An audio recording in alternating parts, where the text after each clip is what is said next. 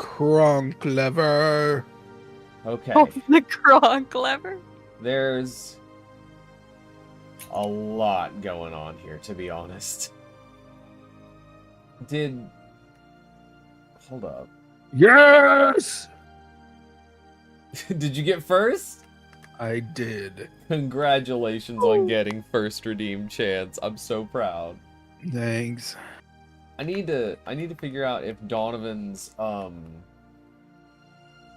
whatever they're called died out, because they would be the next ones to they used to be. Oh no. Ooh, Hunty Keepers are not doing well. They've got a couple places, but they're not doing well. It's the Sassafras Raveners, but then they got messed up by Pechuvian Enclave and Bablindian colonies.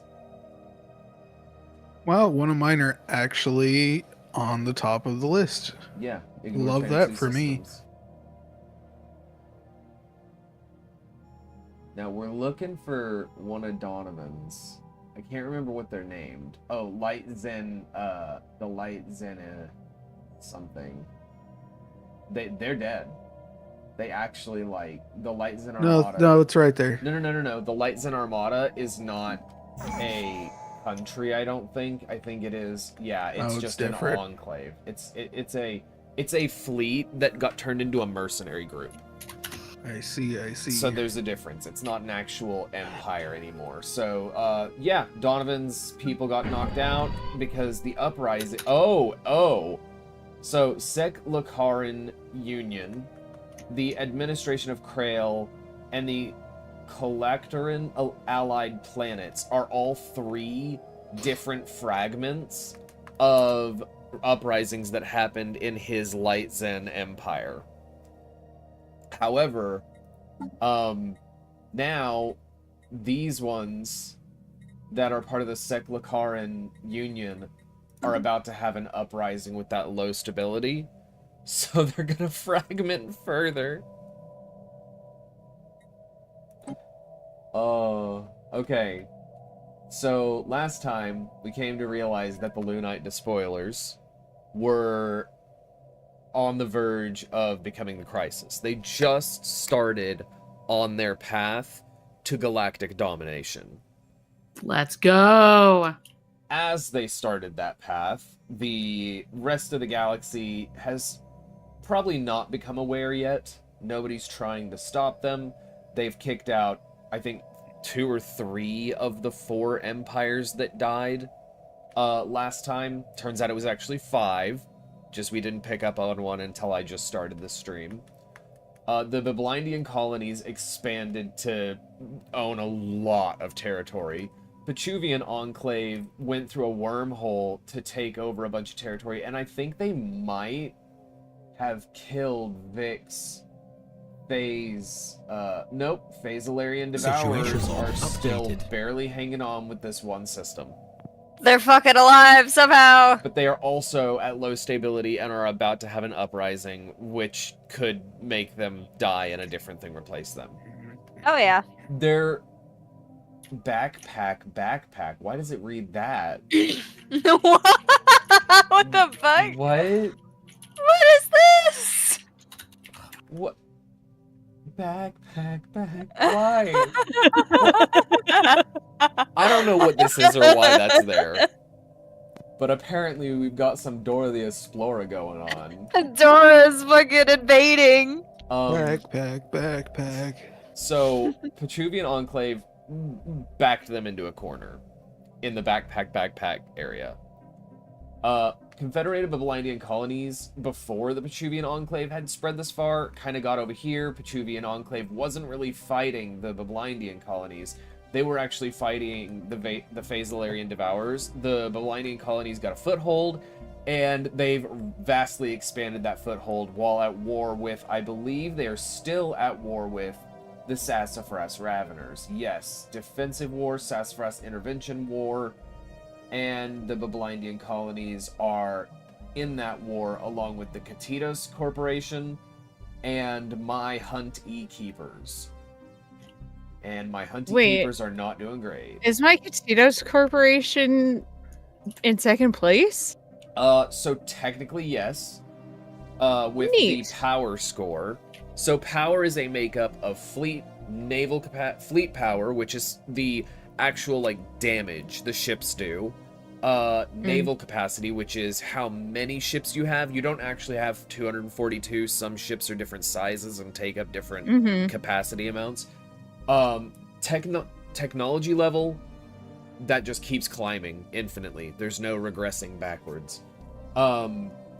Empire colonies and star bases, and how many pops you have. One pop, if I remember correctly, is 1 billion people of your population. And then all of those green numbers below, which make up kind of the economy. It's not showing trade value. Trade value is also, for certain empires, important. For others, not so much. So yeah, what we're seeing is 3 nations try and gang up on the Sassafras Raveners to stop them, even though the Lunite Despoilers are far more dangerous right now with the position I that mean, they're they in. can't even get in over there, so... Yeah. All of these thicker lines, like I've said in the past, are actually hyper relays that help facilitate faster travel. If there are open borders, you can use an allied or enemy's hyper relays, because when you're at war, open borders is a must. And so yeah, we're gonna hit play and see what happens today. Horny rocks. My babies. They've had the lead the entire time. It's time for them to be taken down. Listen. They haven't had the All they lead the want. entire time. Only most of it. By a lot. I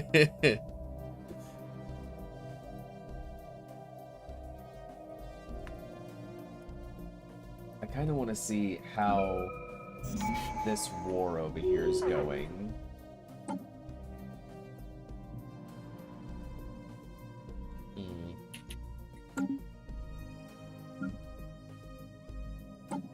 Station under attack.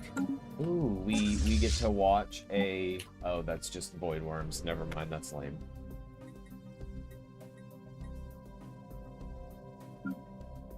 Let's find the Sassafras Raveners, the one who are losing the war, and see... Hostile station engaged. Oh, wow.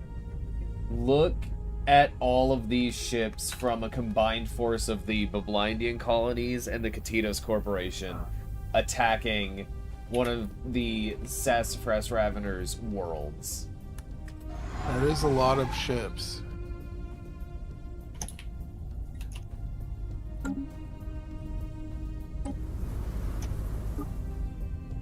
Are they bombarding? Have they landed? They have not landed armies.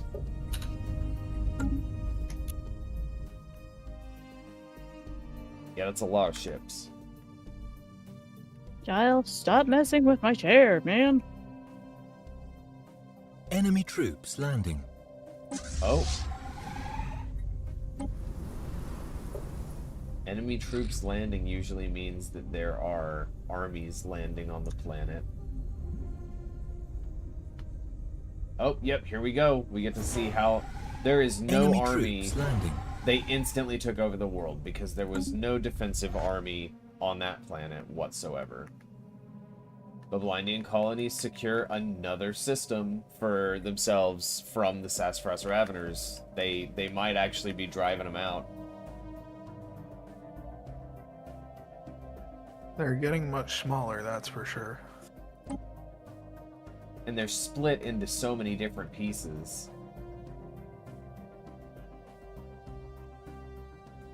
I think the next... Oh, they took another one. I think the next one to go out, after Sassafras Raveners, if they do go out next, would be the Brood of Two Keys. Because they're just in such a bad position right now. And they are also one of the empires that wants to kill everybody.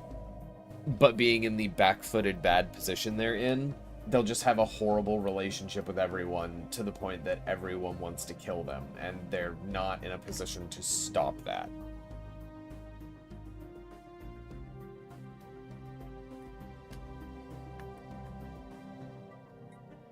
I don't know. Oh, this is a... Oh, that's a fallen empire.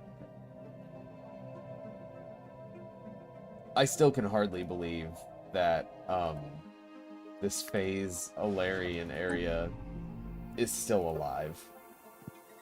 They're barely there, but they're fucking there. It's really weird that they have, like, a destroyed, ruined research complex, and they're not rebuilding it. Oh well. The Blindian gaining more territory from Sassafras Raveners. But they have this giant chunk over here, and that's what's going to keep them in the game. Unless somehow Katitos Corporation, Blindian, and Hunty Keepers can take territory steadily from them until they erase them. But Blindian is putting in the most work here. You would think that the Blindian people are trying to be the saviors of the galaxy, but they're not taking the perk for it. And it's not like only one person can take it.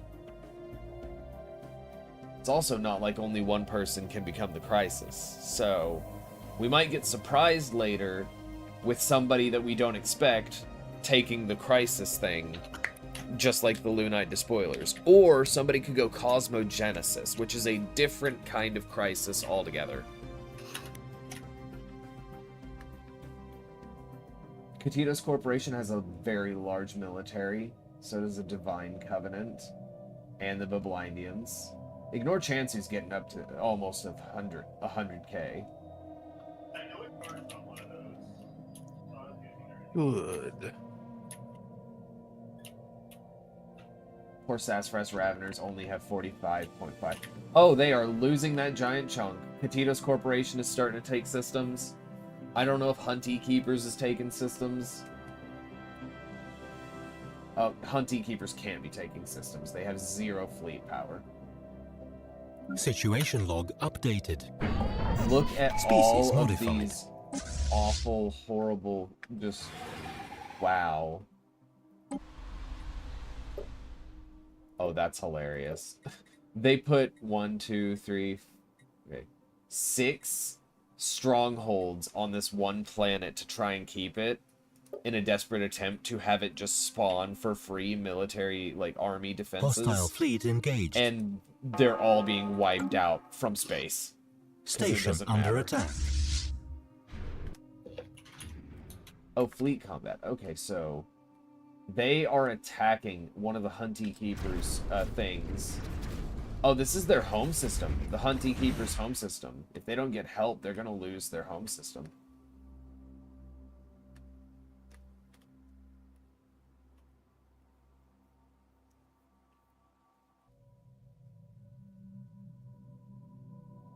Wow.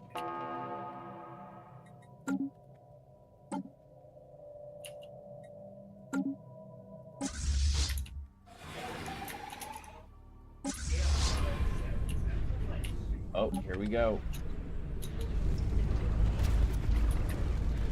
Who are they fighting? Oh, a Katitos Corporation mercenary band. I think they're losing.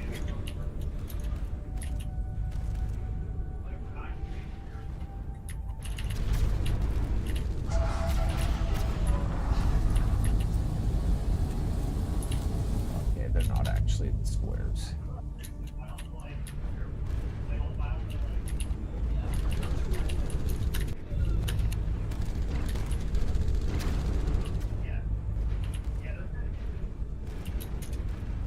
Hold on. What is going on here?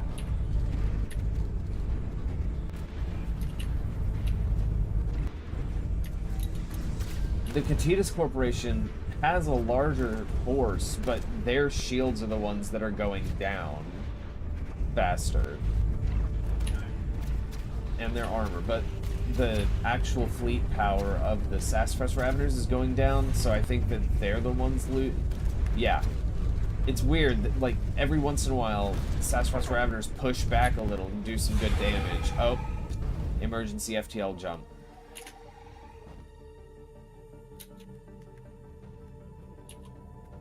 It looks like Hunt E-Keepers might have gotten another system somehow. Maybe it got, like, freed from Sassafras control by one of their allies.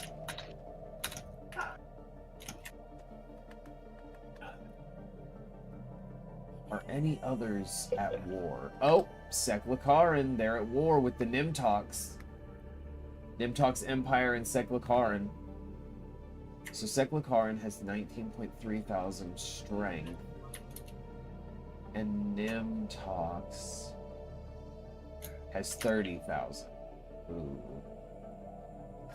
But Nimtox has more war exhaustion at the moment.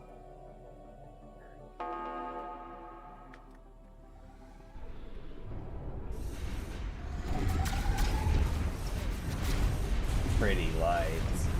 Oh! Seklakaran brought backup. They're still losing. Dang. They brought more backup! It only works if you send them all at the same time.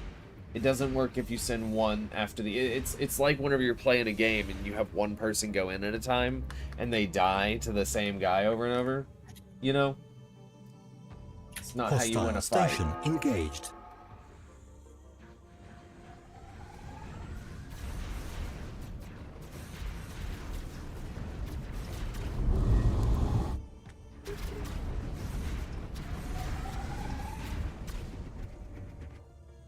Well then.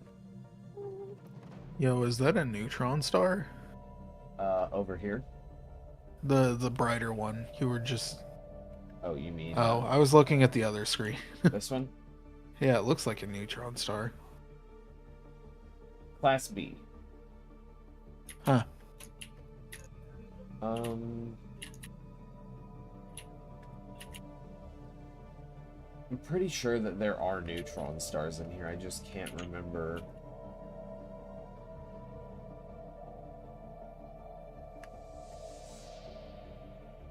They have multiple different ones. They have, like, pulsars. Like, right here. What were you saying? They have a lot of different stars. Like, they have pulsars, and they have, Ooh. like, trinary systems, which technically cannot work. They do make them very pretty. They do make the space stars very pretty. Are there any black holes? Oh yeah, there's a lot of black holes. Like right here, black hole. Huh. Neat. And then there's another black hole right over here. One thing that is kind of interesting is that if we find it... Hold on. We can actually... There it is.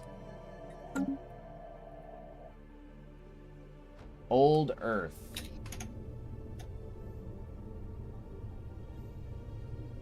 Whenever you play a game of Stellaris, you can actually find Earth. If you don't spawn in the system that Earth is in, you can find it while it's a pre-FTL civilization. And if you happen to get lucky enough to not only find Earth, but find it pre-FTL and find it in the industrial era, I think, you get an achievement for basically seeing World War II. Lovely. But right now, it is a toxic world that lies within Sassafras Ravener's space. It could be terraformed to make it habitable, but currently, it is not. Our world went to ruin in this iteration. But there's also, like, Venus, Mercury, and then Mars is for some reason cracked. Shattered world. Yeah. They have Pluto in here? They do have Pluto, but they name it an asteroid.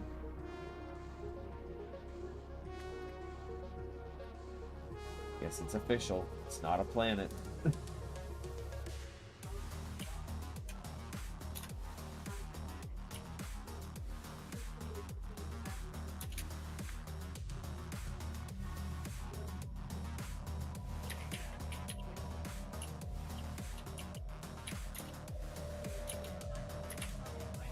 So the Nimtox, the weirdest thing is that they are absolutely like stronger, and they're the ones pushing Hostile into fleet enemy engaged. territory. But they're also the ones getting the most war exhaustion, if I'm reading this right. But they're starting to get it to catch up now. Oh.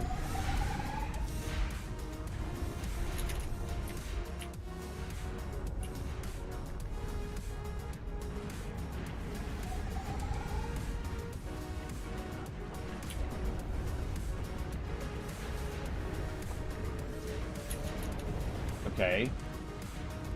This fleet might die for Nimtox.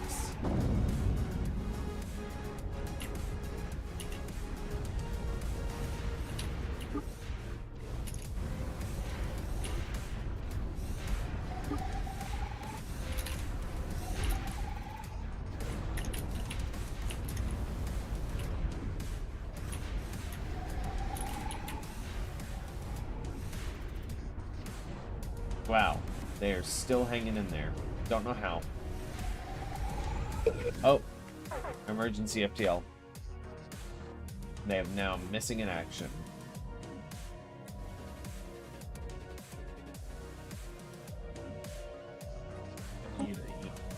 Most balanced war in the game so far.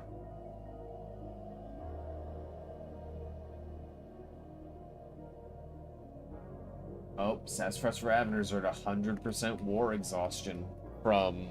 Oh, and yeah, Hunty Keeper's space is expanding.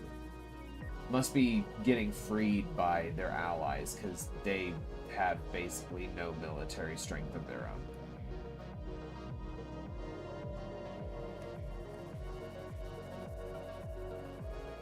own. Situation log updated.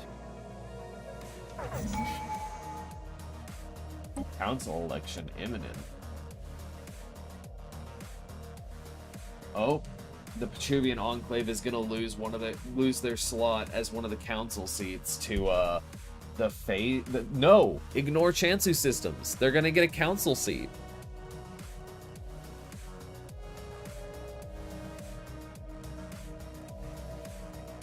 Chance, your people are gonna get a council seat.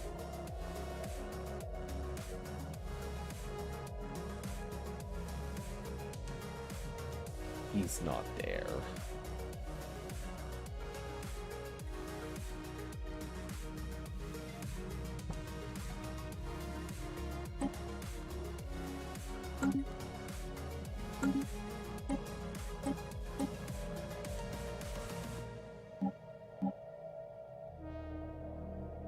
These ones always freak out. I don't understand why.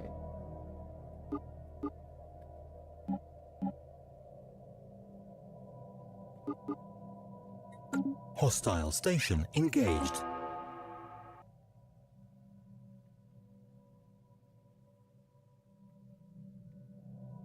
Evangeline Syndicate has grown pretty big, surprisingly.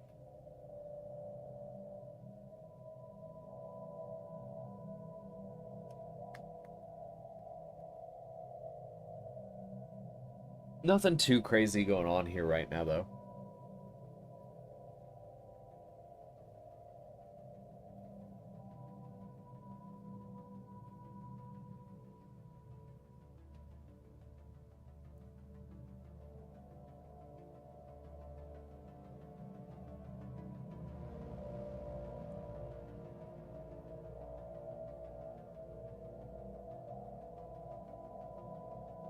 Katitos lost territory? No, they gained territory. Station under attack. Oh.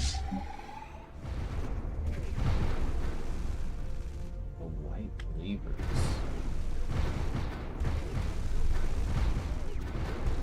Oh, it's a pirate fleet.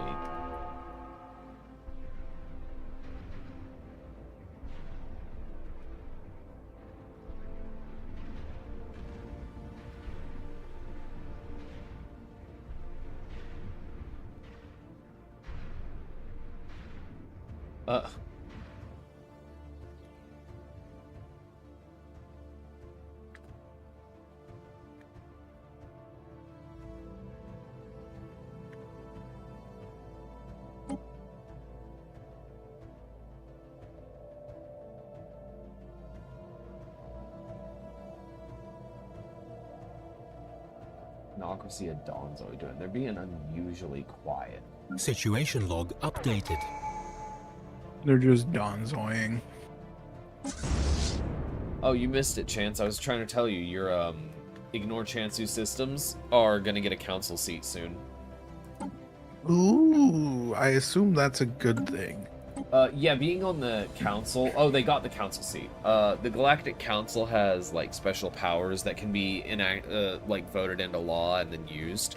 Like, council seat members are more likely to be chosen as the custodians of the galaxy, which custodians are, like, the protectors. Also, they eventually can unlock emergency, call an emergency summit on a specific issue that they think needs to be voted on right away. And they can also veto things if it's going in a way that they don't like, and they, it's about to pass and they don't want it to, and then they can veto it. Uh-huh. Oh So, yeah, how's the chaos thing going for... I don't remember what the name of it is. Chaos thing. It's the thing where they blow up the entire galaxy. Oh, okay, the Lunite Situation log spoilers. updated. Yeah, how are they So- doing crisis-wise? Crisis, that's what it Crisis-wise, is. they have earned enough menace that they are about to reach level 2, which is risk level. We will probably be seeing that tonight. What that will give them is new menacing Corvette ships, which are stronger versions of the normal starting ship that everybody gets at the beginning. They will have something called Base Breaker, where they will do 30% more damage to enemy star bases, so they'll be able to take over other systems easier. And then they'll also have Relentless Aggression. They can go to war much more often and much more easily and for longer than anybody else, because they will take 75% less war exhaustion gain. And that's at risk level 2. They gain menace by destroying an empire completely, 100 menace. Destroying enemy ships, 3 per ship.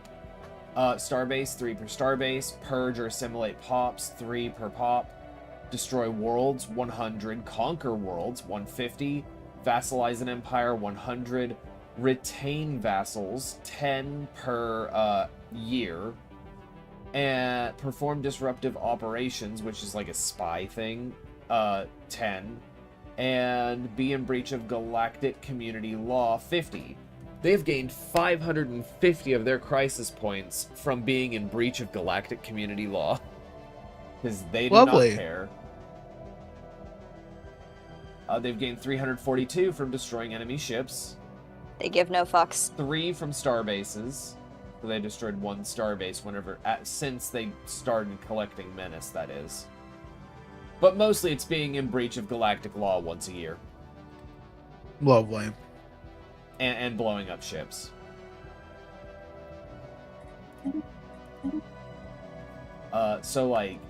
This is the crisis summary.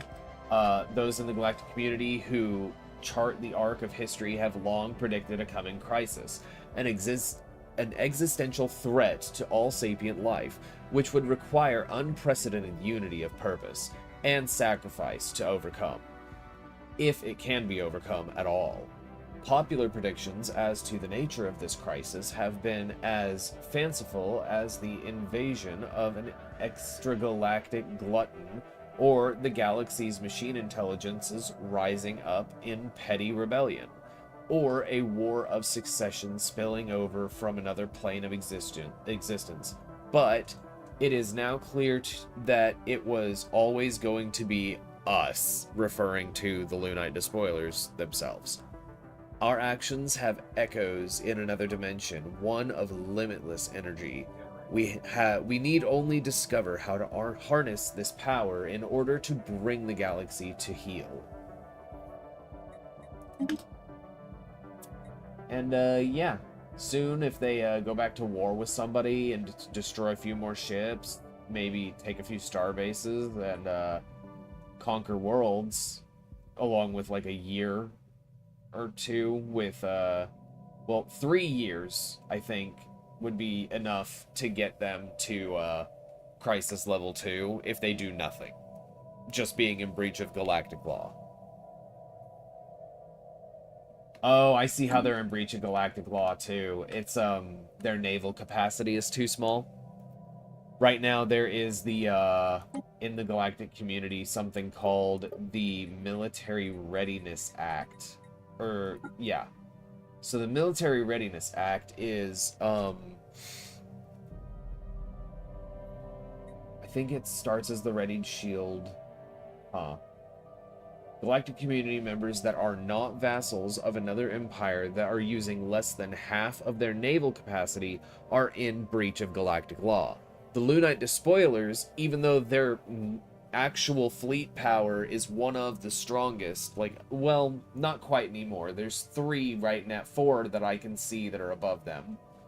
But even though theirs is in the top half, they still are using less than half of their actual fleet capacity. You can see it up there where it says 668 out of 2,219. And I think they're doing that intentionally to gain menace more easily.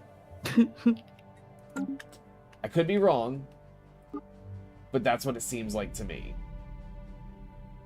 They are building more ships, though. My babies.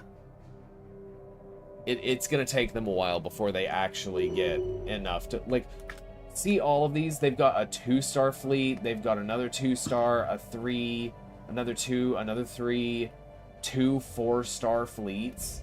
It is going to be really difficult to contend with them whenever they actually build up all of their strength. And they're still colonizing worlds to get even more resources. And they're already, like, in the green on everything. We play in the long game here. And they are going into prosperity. They just need one more tick, and they will get... Their jobs will become 5% cheaper to upkeep, which means that all their resources will grow by 5% or so. Station upkeep, which is like their star bases, 10% cost reduction.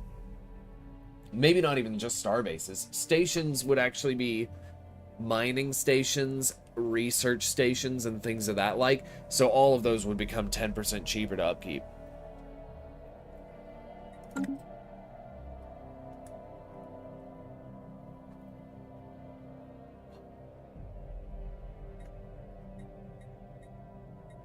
It is a matter of time.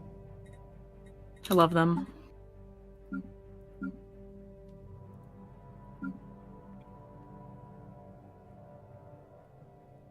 It's so weird. The Hunty Keepers are like losing territory, but their friends are getting it back for them. So they're like moving where they're at. Oh. Sassafras Raveners just lost this to nobody. Maybe they dismantled it or something? I don't know. Oh, they got it back. What does a neutron star look like, Chad? I mean, I thought it was the white ones. Oh, here. This might be it. Neutron star.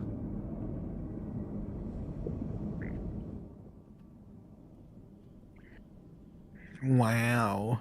Whenever you're zoomed out, it has a little orb of light around it. Like a shield or something. Ooh. Oh, this one's purple. It's just a Class B star, but it's pretty.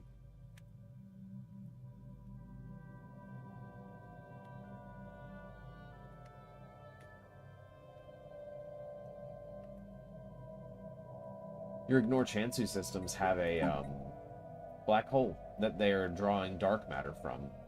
Ooh. Oh, they also have an L gate. Ooh.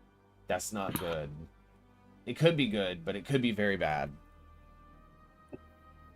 The L gate is something that once an empire gains enough insight from research and other methods into the L gate itself, they can open it. It's locked right now, and it leads to a small cluster of stars just outside the main portion of the galaxy called the L cluster. It's not shaped like an L. Don't ask me why they named it that. They just did. And usually there is some kind of danger locked away there. And that danger, once the L gate is unlocked, it usually unlocks all the L gates. So even if you don't unlock yours, if somebody else unlocks theirs, then yours will probably unlock, and it will cause massive problems for everybody, because they will all be getting attacked, and you have to go into the system to basically defeat whatever the threat is through the L gate, and fight your way to whatever is, like, creating the threat.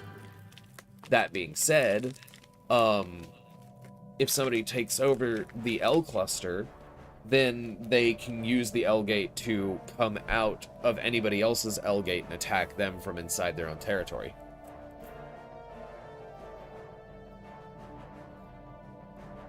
Kind of like the Petruvian Enclave and all of these wormholes they keep using.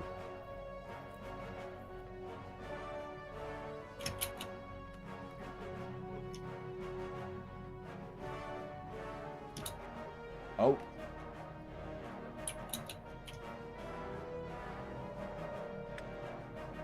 Okay, so the Catitas Corporation and all of their, that whole, like, the Bablindian colonies and my hunting keepers, their whole, federation that was at war with the Sassafras Raveners have stopped.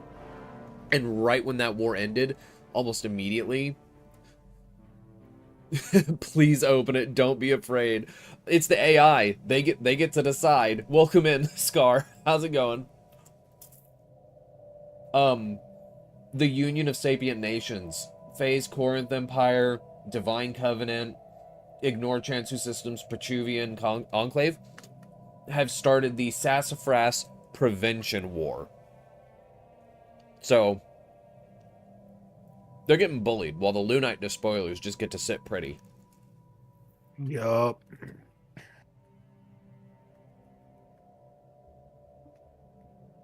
It is probably started by the Petruvian Situation log Enclave. updated. Almost definitely. Hostile station engaged. They're the only ones close enough to really start it and be like, yeah, let's fight.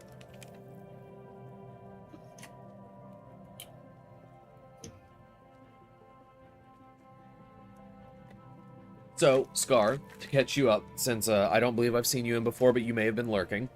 This is a AI-only run where I'm in observer mode, where a bunch of my friends made several empires, and we're just trying to see how they interact, what happens, what they decide to do. Right now, the Lunite Despoilers, you see that, I'm sure you're aware of the game. They own a lot of territory. And they also are becoming the Crisis. The Galactic Nemesis version, not the Cosmogenesis. So, nothing's happening to them. They're just chilling. They're building up their military strength. They're over 200,000 now. They're probably the strongest military strength in the game. Let's fucking go. Nobody's doing anything about it. Like, the weirdest thing is, the only people that are kind of gearing up to do something about it are the Savangelan Syndicate, which is a crime syndicate. And the only thing that they've really done is start building up military strength and taken the Defender of the Galaxy Ascension perk. So, we will see how that goes, if crime really does pay. Because, I guess they won't have anywhere to make money from if everybody dies.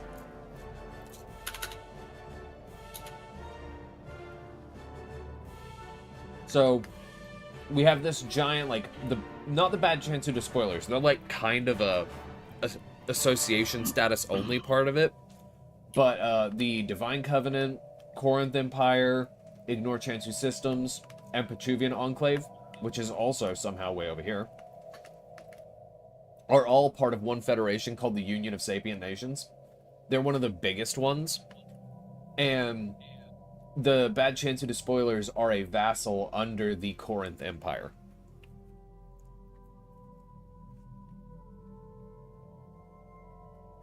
Confederated Bablindian colonies started off kind of aggressive, They're still a bit aggressive, but now they're directing it towards, well, the hive minds that want to devour everybody, so it's kind of more okay. But that's how they got all this territory. They just started swinging.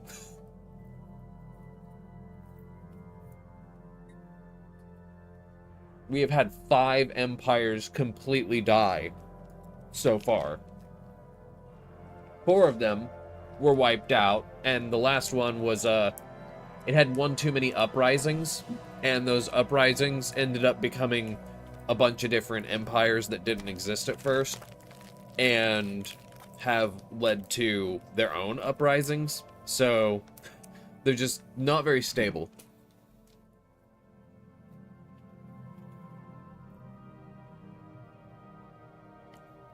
Yeah, well, we had, so we have the Sassafras Raveners, Devouring Swarm. We have this tiny little pocket of a place called the Phase Alarian Devourers, also Devouring Swarm, Hive Mind. And we... My little boys, they're still alive. Wait a minute, they're growing a little bit? Is that them? No. Or is it... No, they're just a little one. Yeah, they're just They're still alive, little... though. They got this. They're there. One little boy. They got this. Over here, we had something called the, Trax Cyber Empire, not to be confused with the Trax Failed Empire. And they were driven assimilators, so they're not quite Devouring Swarm, but pretty close. We have the Lunite Despoilers, who are a, fanatic, what is it? Fanatic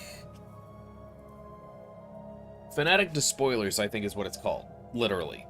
And they just want to kill everybody. They want to purge all the others. They're xenophobic, I think, is one of their things. One of their, like, governing ethics. And we had another one, the Aggro Chansu systems, and they spawned right up here with the Lunite Despoilers, and the Lunite Despoilers kind of ate them, killed them, took their territory, and just grew in power. And there's one more, this brood of 2 keys. If I can find it over here, I'll click into it. I don't know how they're doing. 67.6 thousand. That's better than I thought they would be doing. Updated. They're just kind of chilling, waiting. They don't have the strength to really burst out and take any territory. I think they're scared. But yeah, they're just kind of chilling over here, trying to be ignored and not die. Wyatt, welcome in. A lot's happened. The Sassafras War ended with the which federation is it? It's the Galactic Merchant Coalition Federation that was at war with them. And as soon as that ended, right back at it, now it's the Union of Sapient Nations going to war with them. And we've got another war with the Federated Independent Systems, the Alarian Chew War of Beliefs. It's an ideology war. Okay. Oh. Let's see here. There's an invasion going on. They are trying to take one of 13 Core's worlds. So that's fun. Fleet combat. It's always neat to watch the fleets just... Oh, wow. Never mind. We didn't get to see anything. It was already dead. Oh, you know the Lunite Despoilers are sitting pretty. They're doing fine. Love them. I love them. They're my babies. They own all of this territory. And they're not even having to fight the Nimtox Empire. The Nimtox Empire went to war with the Seklakaran Union, and they're wearing themselves out. The Lunite Despoilers are actually getting... they have grown just a tiny bit. Not a lot. They haven't been at war with anybody, really, but they've taken a few of the spare, you know, stranded systems. Situation updated. They are almost... Oh, they're at level 2. They've reached level 2 of Crisis.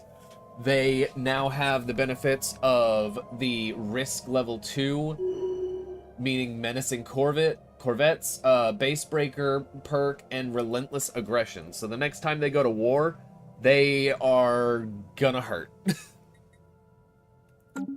I'm so proud of my rock boys. Doing me proud. I think that, like, then they are actually so close to bordering one of the other, hive minds. Or, like, kill everybody people. How did the Phase Corinth Empire take over a system way over here? Did I do it?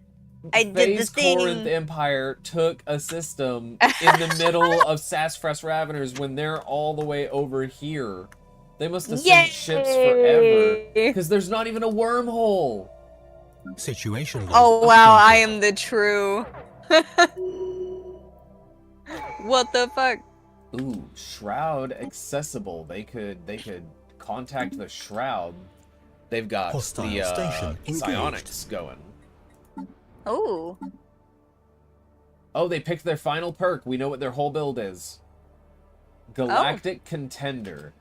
Okay. Diplomatic weight plus 20. Damage to fallen empires plus 33%. Damage to awakened empires plus 33. Damage to the gate builders plus 33. I think that's whatever the L cluster is. And damage to void worms plus 33. Not quite galactic defenders, but still pretty good. And they did just finish the psionics tree. That's the most recent one they finished. Italian sliders and Stellaris is the best way to spend a Sunday night. I am glad that you have found a good way to spend your Sunday night that you enjoy being here for. And I hope the sliders are great. Oh, hey, look, another neutron star. So, yeah, no, your people are... They've gotten a small foothold in the enemy territory of the Sassafras Raveners. And it looks like they are trying to take 2 different systems at the same time. And just spread. We will continue.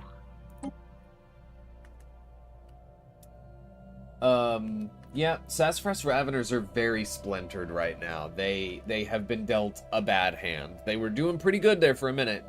But, not so much anymore. Hold up, let me see. Has anybody... Okay, so the Confederated Bablindians have made it over. They're higher in military strength than the Lunite Despoilers. The Lunite Despoilers are still just pumping up. How much of their... You're still not using half your fleet strength. Yes. They're over capacity on their fleet strength. So, you will become more powerful than them. Easy. Yes. Let's see. Anybody else even close? In power? Fleet strength? No. Those are the only 2 that have broken 200,000. The only other ones that are there are the Fallen Empires. And you guys can't even contend with those yet, because you're like maybe almost half of their fleet strength.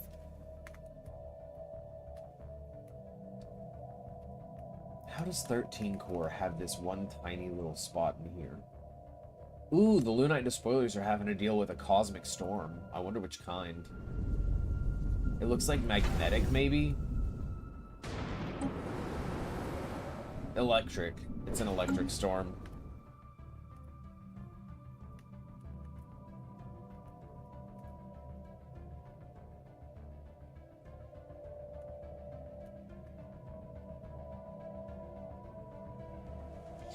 So, I've learned something. Next time I run this, I'm probably going to turn off xenocompatibility. Doing some research on Stellaris, it turns out that xenocompatibility makes the game slow down the further in you get, because once people start enabling it, it does something where it creates cross-species, and that freaks the game out, and it starts making it go slower the longer the game goes on, because they keep making new species.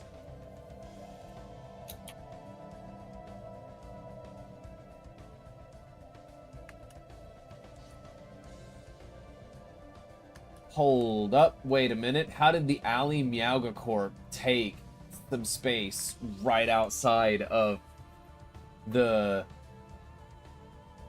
Iru Conservers? I mean, nobody can attack it other than the Conservers. Weird. Is that... It's not a planet, it's just a hyper relay. Okay, there's a storm hitting the... Oh, whoa, hold up. Ignore Chansu Systems has now taken a little bit of the area where Sassafras Raveners are existing. So now they're popping up over here. The Petuvian Enclave just led you guys over here. They're like, hey, come follow me. We're gonna have a good time, I promise.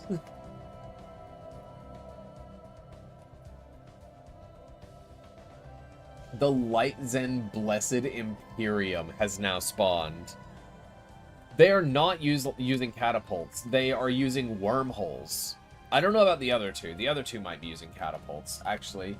Let's look. Situation log updated. Mega Structure. No, that's a Grand Archive. That is a Dyson Swarm. Arc Furnace. Dyson Swarm. Arc Furnace. Arc Furnace. Arc Furnace. Arc Furnace. So, Base Corinth isn't using a catapult. They're just kind of over there somehow. Ignore Chansu Systems. They have Dyson Swarm, Arc Furnace, Dyson Swarm, and that's it. They don't have the most, like, territory out of everyone. In that area, they got kind of blocked in, and then they got lucky that instead of the people around them blocking them in, wanting to kill them, they were like, hey, you want to be our friend? I think we could benefit here. And they are one of the safest empires in the game, probably. They're far away from the Lunite Despoilers. They've got huge, huge swaths of a wall of other people that everybody would have to get through to get to them unless they catapult in.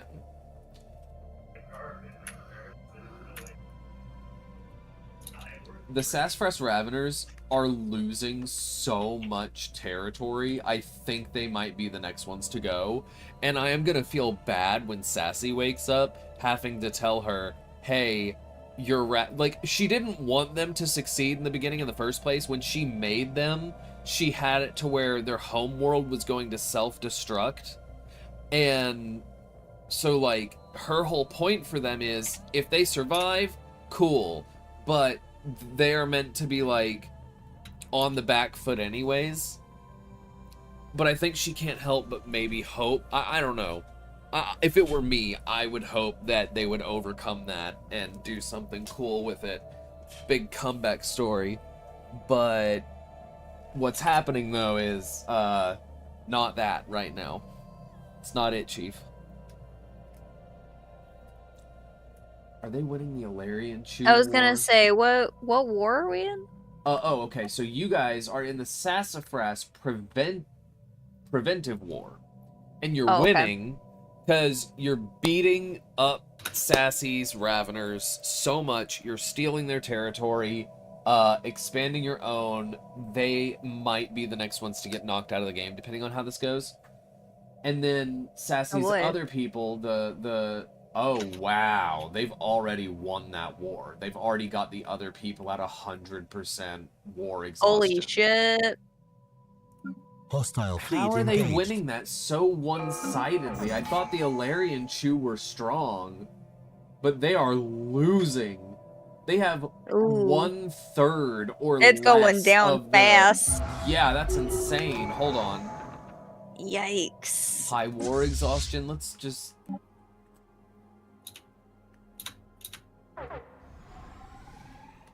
Oh yeah, they're about Station to under attack. instantly lose this station. Hostile fleet engaged. Oh!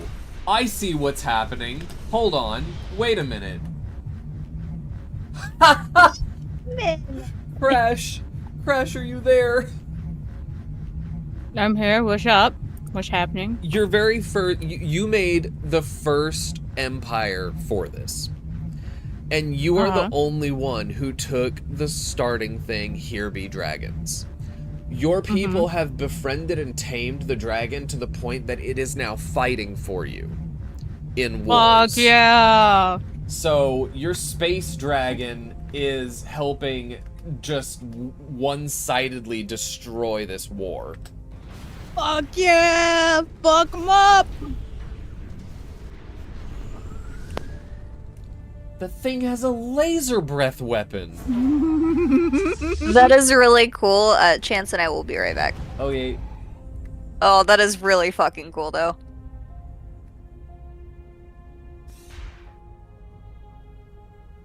They better not kill my dragon. Your dragon is just wrecking shop.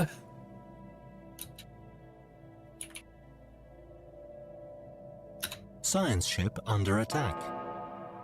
Here, let's go to the Crash Kalari ones, and we'll just fleet. Well, that one escaped. Where's the dragon? Species modified. Okay, unanimous vote, war declaration. Vote for proposed change to president decides war declaration law. Okay. There's a lot of votes that haven't been counted yet, but we can't vote on this. We're gonna let them decide.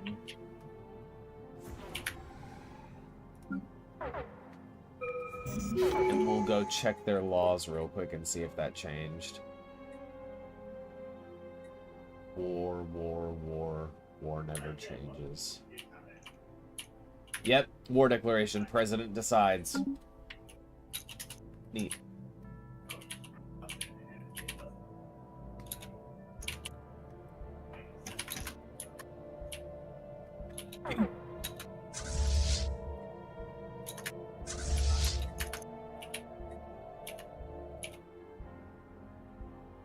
I want to know where the dragon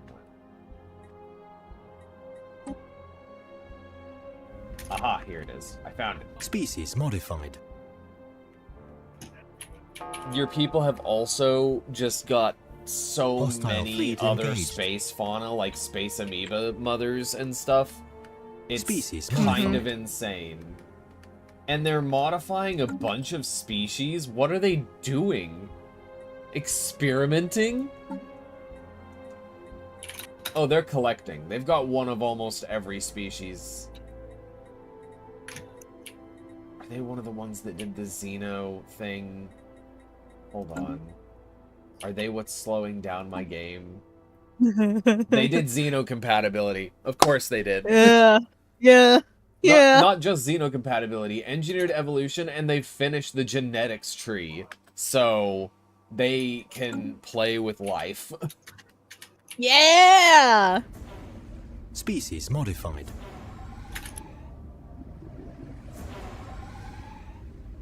The giant dragon that looks like a weird koi Species fish modified. from space is...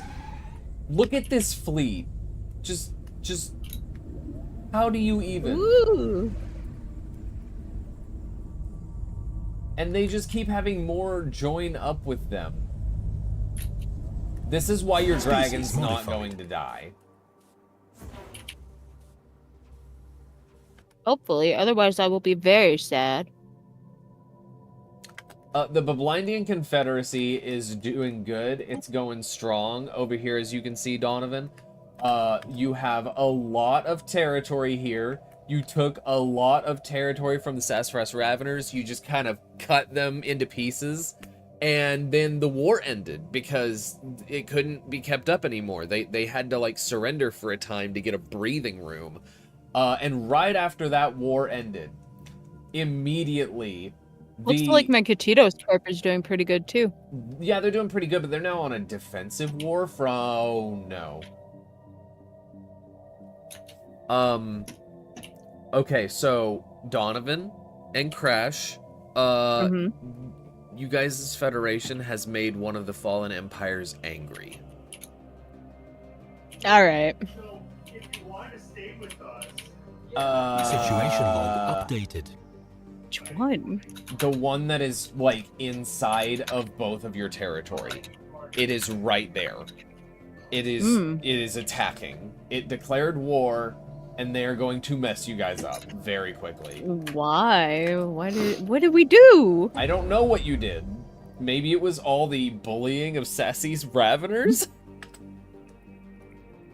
But look at this. They just sent But casually... they wanted to eat us.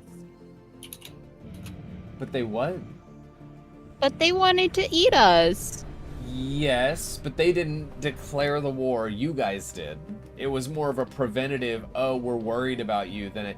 They have already taken a system from Donovan. They can't expand their borders unless they awaken. But they can still mess up all your stuff and really screw over, like, your everything. Hey, Damien, welcome in. Alright, I was trying to figure out why my headset wasn't working. Colony established. See, look, they're going to be sending this. I'm just going to give you a quick preview of what they're sending. I know it doesn't look like a lot, but that is 466,000 fleet strength in those small little ships right there. They're like TARDISes. They're bigger on the inside. Ooh, fun. And they are going to be sending that to mess up Donovan and Crash and Mai, because Huntee Keepers are part of that Federation, areas. And Sorry. you guys are going to just have a bad time for a bit. So, sorry about you. This is the first time we've seen a Fallen Empire act in this run-through. That they're taking action. Alimax Meowga Corp. Oh, the Fallen Empire sided with Alimax Meowga Corp and is backing them. So the Meowga Corp is attacking you guys. How are they a Fallen Empire if they're so strong? So, Fallen Empires are empires that got really, really, really strong, and they still have a lot of their powerful technology, but they collapsed in on themselves except for the small bit of territory they own now. What can happen is they can awaken, which is where they become way more, like, they've basically decided, hey, we are barely remnants from the last, like, big galactic council and everything. So I don't know if the Fallen Empires will help in that. I don't know. I've never actually seen that happen. What I do know is that the Fallen Empires could also, if let's say the Lunite Despoilers are a bit slow on becoming the Crisis, right? They don't make it to stage 5 yet, right? What can happen is the game, whenever it hits the right year for the Crisis to activate for the endgame, can trigger a flag where 2 of the Fallen Empires awaken, and they force the galaxy to pick one side or the other, and you can choose to side with one or the other, or if you're strong enough, you can decide, no, I'm gonna try and build my own third faction and take both of you out. I don't know what's gonna happen, because it all depends on whether or not the game randomly chooses that to be the Crisis, or one of the many other ones, or if the Lunite Despoilers get there first. So it's a race against time for them. If the Lunite Despoilers want it, they have to do it faster than what they're doing. They're being very passive right now, they're building up their strength, that's not a bad thing, but to reach stage 5, they need to start going to war and attacking people. So if you side with the Crisis, does that mean you win too? If it becomes the Fallen Empires, where they split into 2 sides and you have to go to war, if you can survive to the end of that war, then I do believe, yes, you would win, because you would be in an alliance with the one that wins, and the one that wins would control the galaxy, basically. So it's all about picking the correct side on that one. You can either win through diplomacy by controlling more than half the galaxy, through, like, it can't just be, hey, we're friendly, we kind of have a non-aggression pact. It needs to be an actual, we're in a federation together. And you have to physically own more than half of the galaxy. I don't know the exact number or percentage or fraction, but more than half of the galaxy territory, like within your empire and the other empire in your federation's borders. Or you can do it through domination by just killing all of the other empires completely out, wiping them out like the Lunite Despoilers kind of want to do. but the maybe it depends on how many I let each person make. Because what I want to do is try and see if there's a mod that would let me have a larger thing, so that we can have more empires. Because I think that would be really fun. But I don't know if there's a mod like that exists. And we're already at maximum capacity. But if I can find that, I will let you know. It does sound chaotic. This game has a lot of different ways it can play out. I don't know every win condition, to be honest. I know a few of them, and I've listed those. Like, Cosmogenesis, if somebody takes that and somehow gets to the end game of Cosmogenesis before the Lunite Despoilers get the Galactic Nemesis ending, they can also win.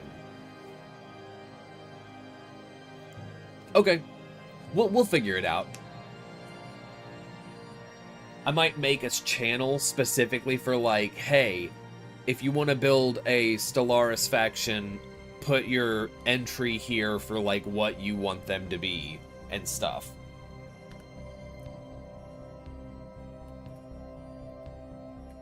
But that will come after this run-through is done. The best way of it ending is total human supremacy. Donovan. No. Total rock supremacy. Rock supremacy. Rock supremacy. Love them. Donovan, your Light Zen Empire is completely wiped out. They died off. They had one too many uprisings, and they live on through the factions that split apart whenever they died. That's mean. Wyatt said you watch your mouth, mineral. I didn't even know such a hate speech type thing could exist for Don't you rock talk shit people. about my rock boys. Okay, so Phase Corinth Empire's got a second system, and now the Divine Covenant. Phase Corinth third system. Sassafras Raveners cannot get a break. They are going to die. Like, when one war ends, another starts. Alimax Meowga Corp has suddenly skyrocketed to second place on the board for power, and that's like a winning thing for if we were going by the score metric, which I turned off, I believe. But they would be second place. And I don't know how they did it other than siding with the fallen empire right here. Like, look at all of this territory they're about to take from Crash Katitas Corporation.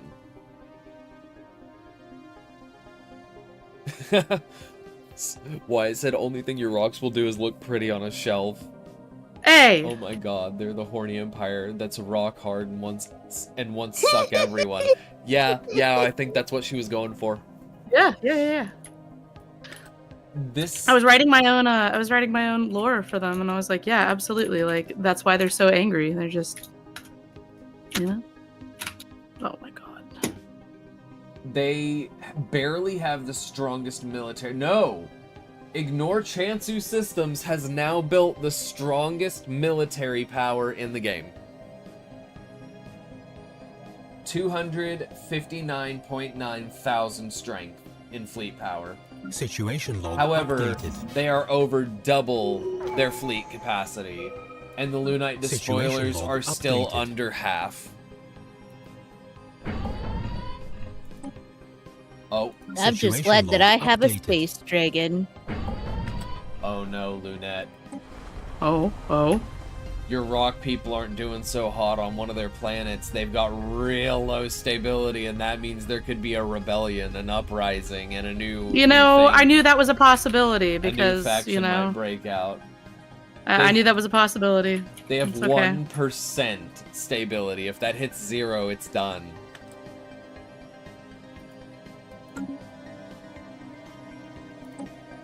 It's okay. They'll do their best. I mean, honestly, if they have an uprising of one place, they're gonna send their whole fleet to just retake it.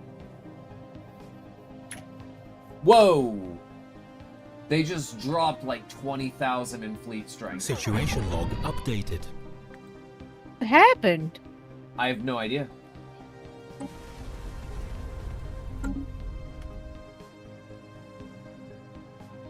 They went from 220,000 to 199,000 in like a second. They might have had to sell some of them because they are hemorrhaging energy credits. We have returned. What in the fuck is going on? Welcome back.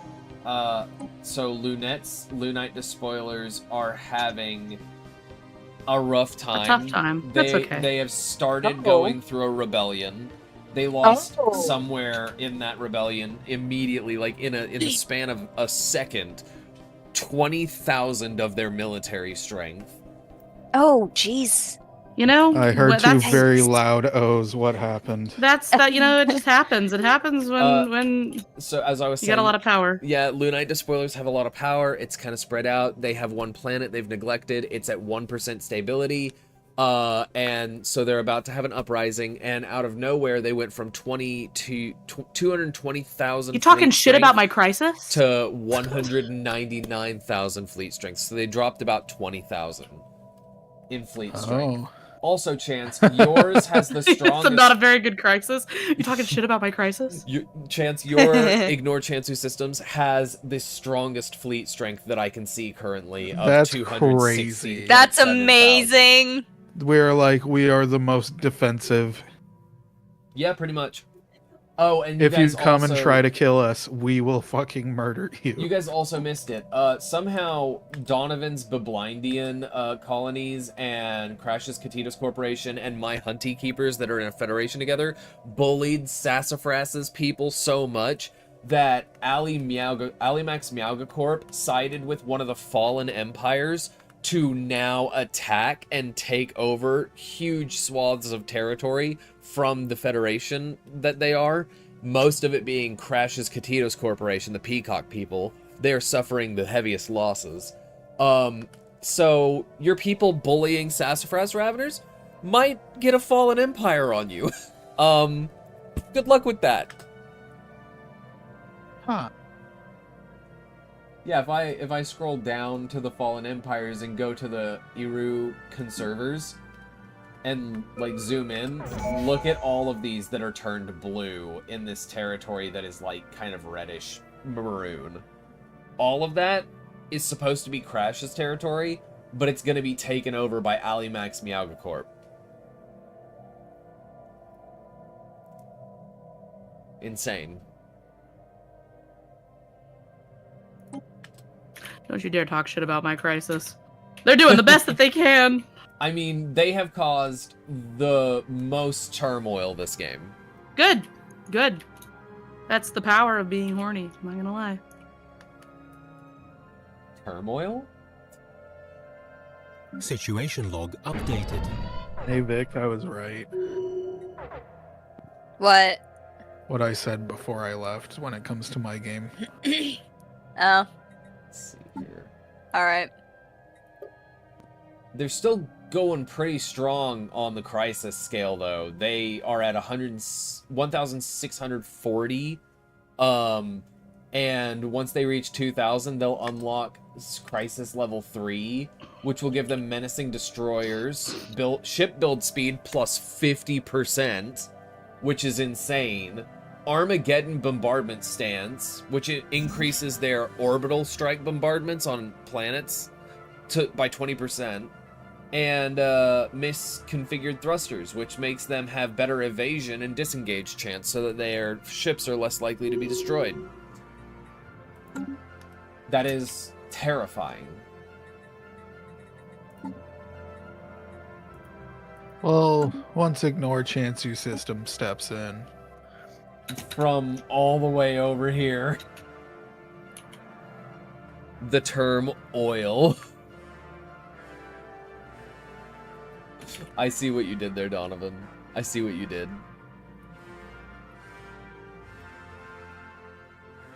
Ignore Chansu Systems has taken 3 slots of the what used to be Sassafras Raveners territory. Phase Corinth has taken Oh, 1, that's 2, awesome. 3, 4 slots, and the Divine Covenant has taken 2 slots. It looks like you guys are just going to carve up a lot of what is left of Sassafras Raveners that you can get to, and take it for yourselves. There are so many wars going on right now. There's a war against the Ilarian Chu Empire. There's a war against the Sassafras. There's a war against the Confederation. I mean, the Galactic Merchant Coalition. Just so many empires. Technocracy of Donzoi is also somehow at war. Alright, see you later, Wyatt. Have a good night. Oh, the Savanti Cart Cognizance is... Oh my gosh. How many people are being attacked by this fallen empire? At least 4. Why? They're really fucking things up. Okay, 5.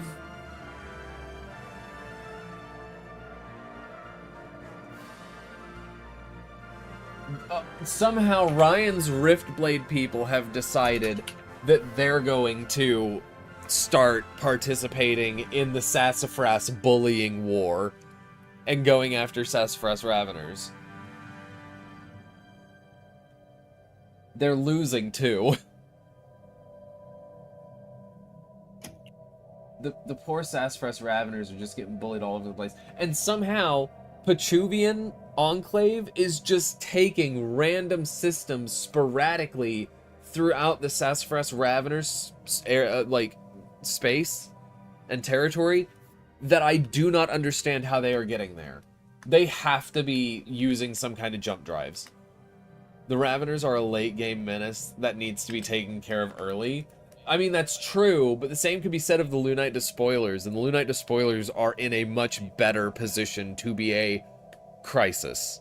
Even though they have one planet that's not great on stability right now, that's something that they can fix, or can retake with military strength that they have.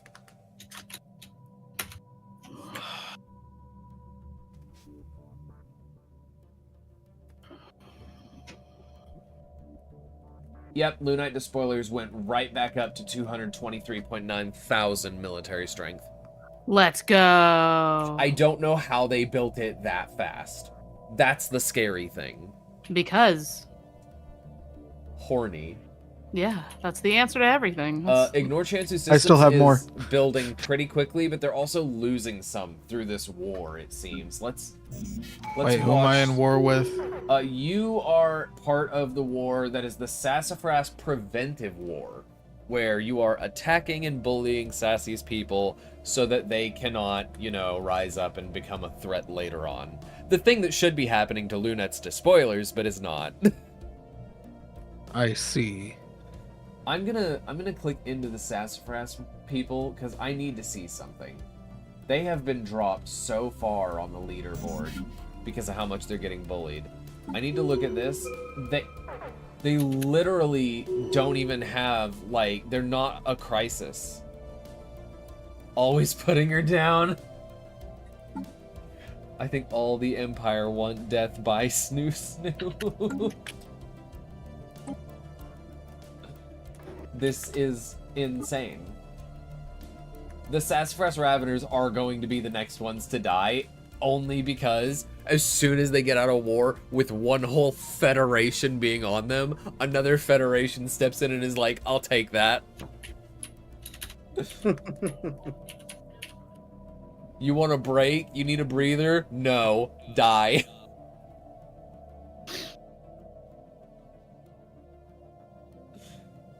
Somebody send a message to Sassy. Let her know.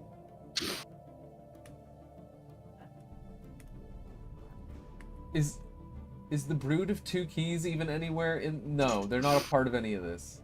Just look at all of those war symbols.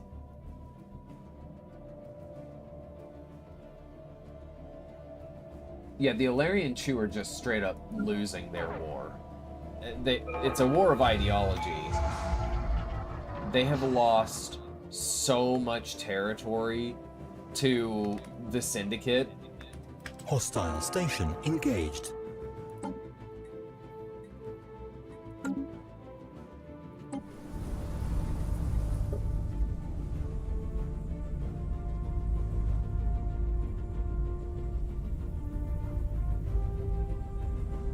Oh, okay, so got it.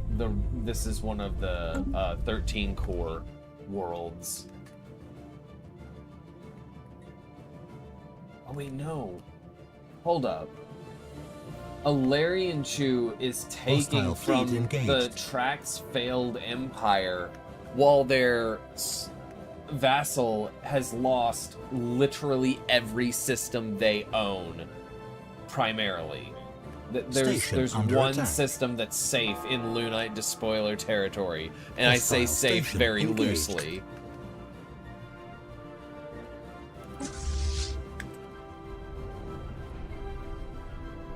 And now they're going for Crash Kalari, which is a bad idea because the dragon will show up probably.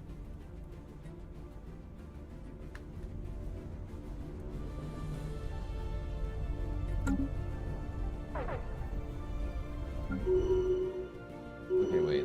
Let's go over here and look at this. Oh, Species modified. Crash, I'm so Council sorry. I think agenda that your ready. Katitos are gonna be wiped out. I think that they are going to just maybe be gone because of the stupid fallen empire attacking you.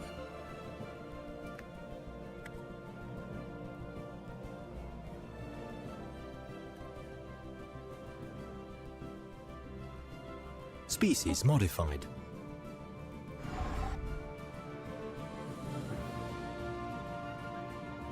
There is so much happening here.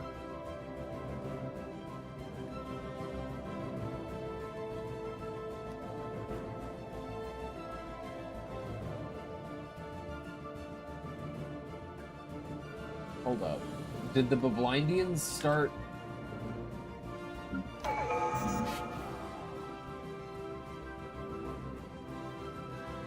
No, they didn't. How did they get that? Magic. Station under attack.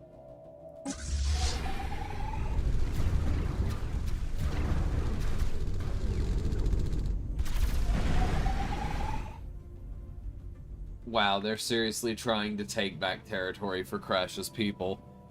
They're really going for it.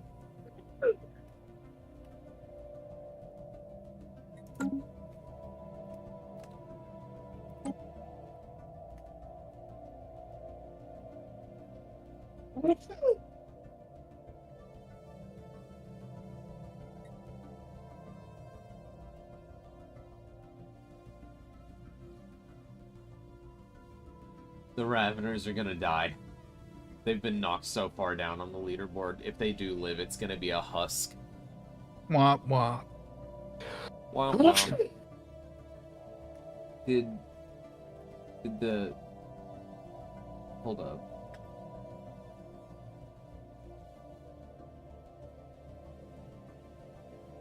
Vic, I think your Phasalian trying. Devourers are dead. Oh, are they? Yeah. They finally I'm go? not seeing them anywhere on here. Also, Crash, you whatever happened to make this empire, this fallen empire, mad at y'all? If you look at the screen share, you see all those things that are like in the red zone territory that are marked Yeah. as red. That's all that they're taking from you. Yeah, I know. Okay. Mm-hmm.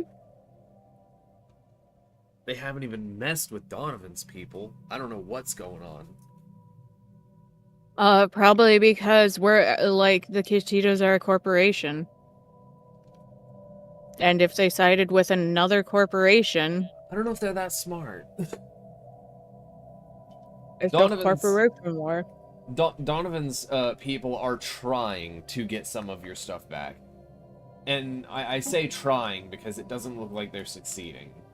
Somehow the Petruvian Enclave has been popping up and stealing little bits of Sassafras territory inside of the Confederated Bablindian colonies, like space. I keep wanting to say airspace, but there's no air in space.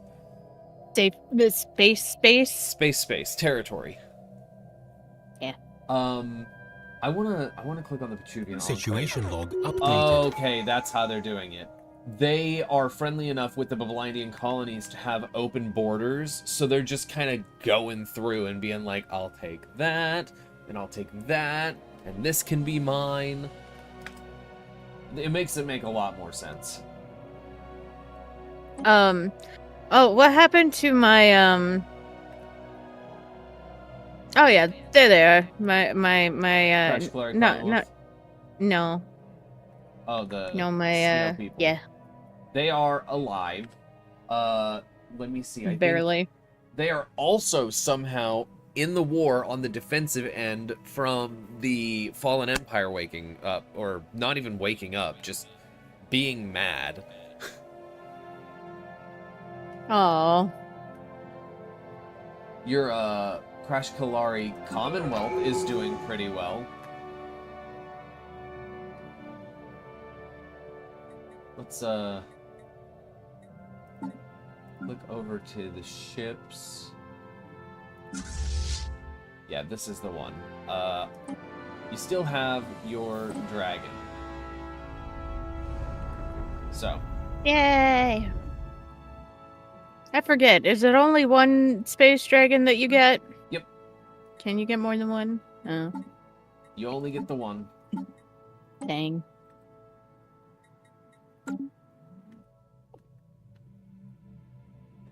Everyone makes different empires, but they all have the same starting origin next time. Space Dragon.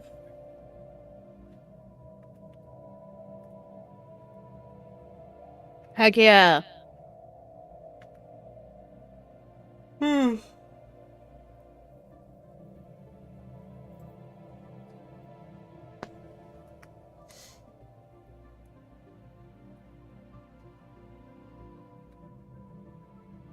How are the Lunite despoilers dealing with their Situation log crisis? updated. Okay, they still have low stability. Oh, but it's increasing. They're fixing it. And they're no longer losing resources. They did not have an uprising. They averted the crisis, or they're in the process of averting it successfully.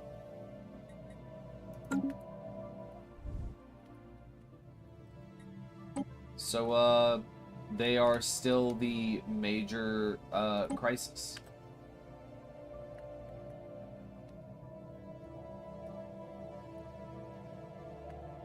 This area over here is just so... It's settling down, but it has been so weirdly volatile.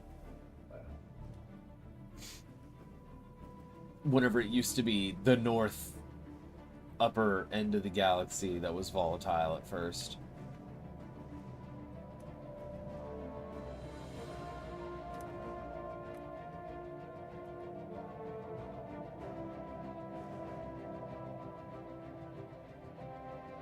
Somehow the Confederated Bavlindian colony still has a fleet strength of 225.8 thousand, despite making a fallen empire mad.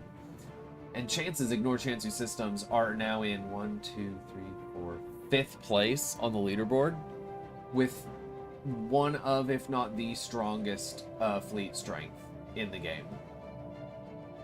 Oh, they went down one notch.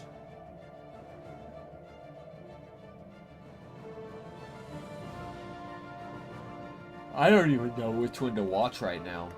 Everything is just going so crazy.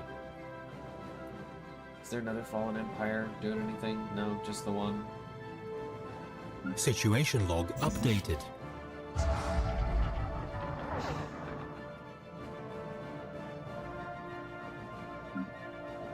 What the dog doing? What the dog doing?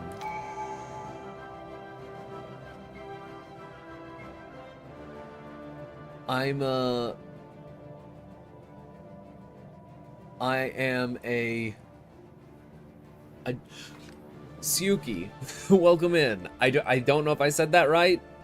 Can I just call you Yuki? Thank you for the follow. How are you doing? We're doing some AI only Stellaris. It's fine, and yes, okay, cool. I am assuming that you know of Stellaris and have already played some. This is an AI only run where I just had a bunch of my friends make their own empires in case you haven't been lurking. Right now, the scariest one is the Lunite Despoilers. They are on the path to becoming the Crisis. Old style Crisis, not the new Cosmogenesis, the newer Cosmogenesis.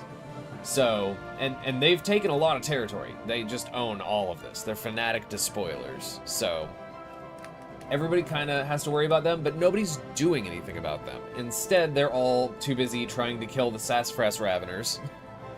The newer Cosmogenesis Crisis is less of a we want to kill everybody crisis, and it's more of a we want to do research that puts the galaxy at danger.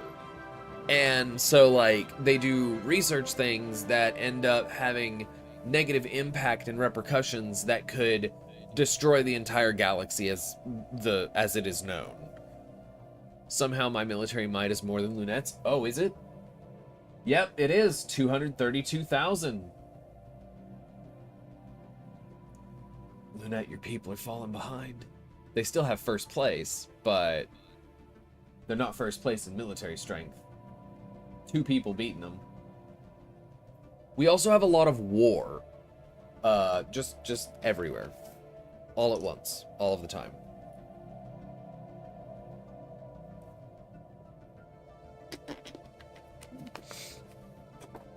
And a fallen empire got mad at some people and started taking a bunch of territory over here. So, that's fun. I think that I actually put the crisis further out. Otherwise, it would be starting in either 6 years or... I can't remember. Does the crisis normally start at 2400 or 2500? Because I think I might have put it at 2700, which would make this a really long game. I don't remember. I would have to look at my 24 to 2500 is score victory. Okay, we turned that off. So the crisis should have been at like 2300, I'm assuming, for late game. Yeah. I extended it because I did want it to last a little bit longer. I may have made a mistake in doing that, and I might do it differently on the next run of this.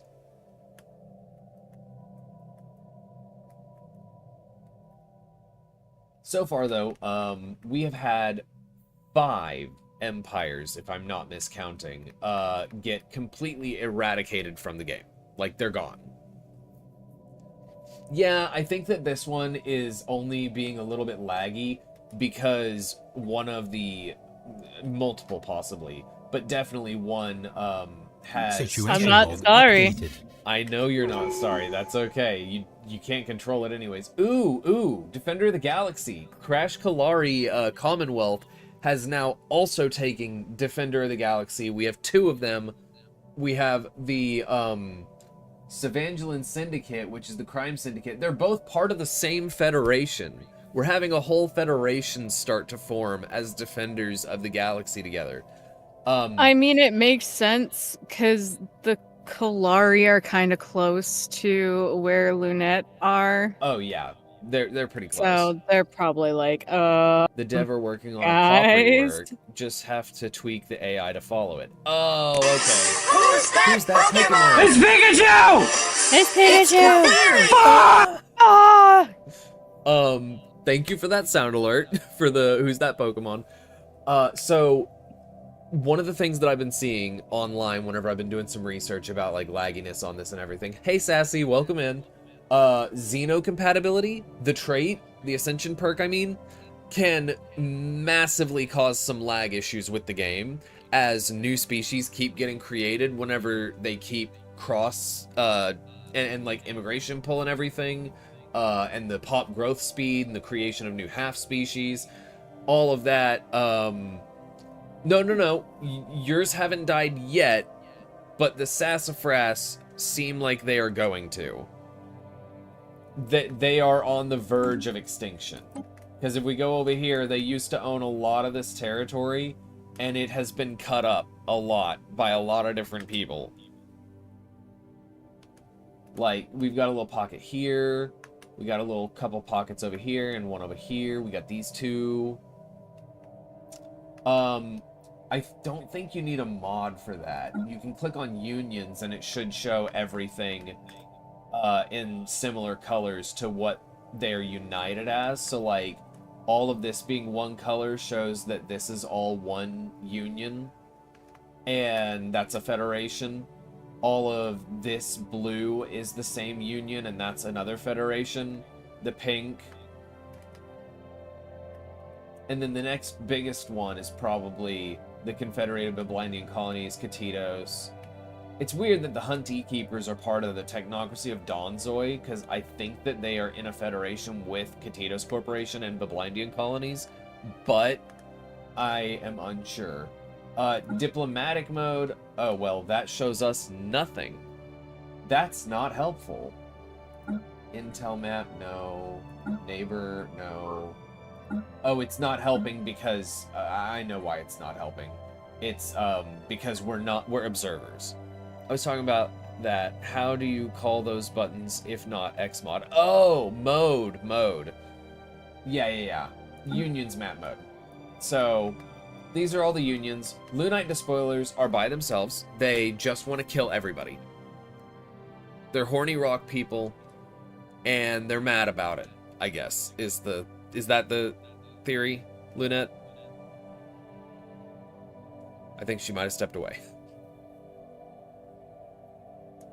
But yeah, somehow the Phase Corinth, Petruvian Enclave, Ignore Chansu Systems, Divine Covenant, and Bad Chansu Despoilers, their huge federation, has taken up a lot of the territory over here. Mainly this giant swath with the Petruvian Enclave. I know how they got here because of a wormhole in this system and a wormhole somewhere in their territory. I don't know how rocks can be horny, but that's why I clicked. You're welcome. Thank you. My friends, mainly Lunette and Chance, I believe, helped me come up with the title for today's stream. The Lunite Despoilers Situation log updated. are horny rock people. They want to kill everybody and own the galaxy. That is it's because they're always hard. Yeah. There we go. Simple enough.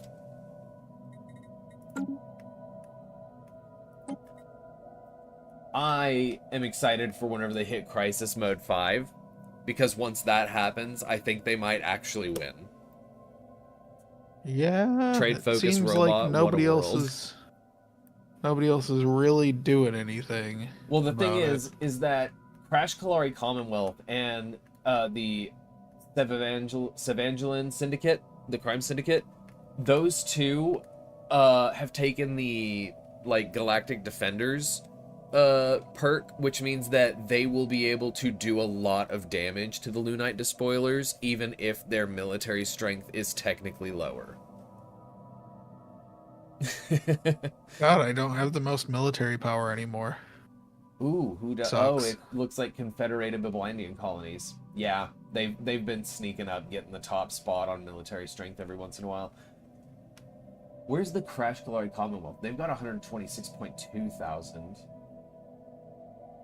I wonder, the Trax Failed Empire, I think, is part of the... Yeah, they're part of the Situation log Federated updated. Independent. Let's look at their, not technology, society. So, they are going for modularity. They do not have a Fourth Ascension perk. We don't really Station know under exactly attack. what their full build is going to be. No AI habitat mod. Are you talking about an actual mod, or you are talking about a mode? Because I don't have any mods.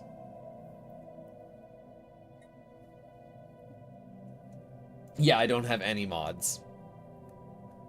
I'm thinking about putting mods on for the next run, but for this one I wanted to just do all the DLCs, because I own all of those, but just base unmodded game. So, vanilla, but with DLC. I think that's still technically vanilla, right? As long as there's no mods.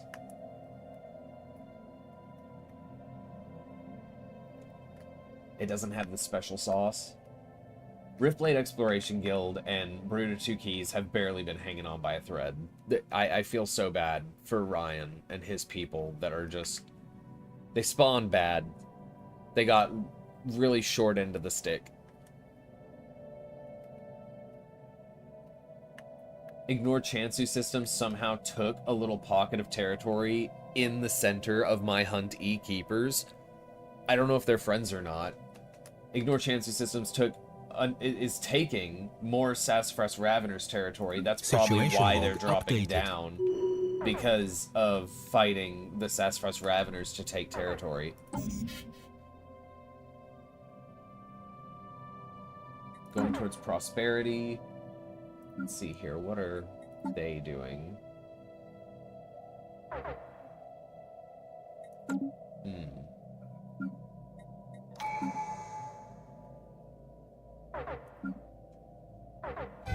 Dadgummit, Sassy's people took the xenocompatibility too. No wonder we're getting so many cross-species slowing down the game. Yeah! Species modified. I'm turning that off next time. No! I have to. It will slow down the game too much. Which of Sassy's people took it? The Divine Covenant. Yeah. The fish psychics. Yeah. I forget. Are they friends with Biketeer? Situation I log mean, updated. Council agenda ready. They're not in the same federation, but they could still be friends. Because that is a different question. The Crash Kalari Commonwealth. Let's find it. Yeah, they're positive relations. They have a commercial pact and a migration treaty. Yeah. That's part of what's doing it. Less colonies, less lag. Can't mathically back it down, but I've experienced or believed so that the less alloys the AI puts into lagging the world, the more warlike / bigger fleets they have. Yes, but it's an idea that if AI can't build habitats with its alloys, it'd invest more into fleets. It's logical, but can't prove it. Ah, okay. I get what you're saying. Yeah, I mean, they do keep just pumping up their fleets. Whenever you're saying habitat worlds, are you talking about, like, the Voidborn stuff? Like, where they build a, Oh, okay. Yes, there are some of them that have taken Voidborn and are starting to build, orbital habitats. But not many of them are doing that, and we can't really, like, force them to.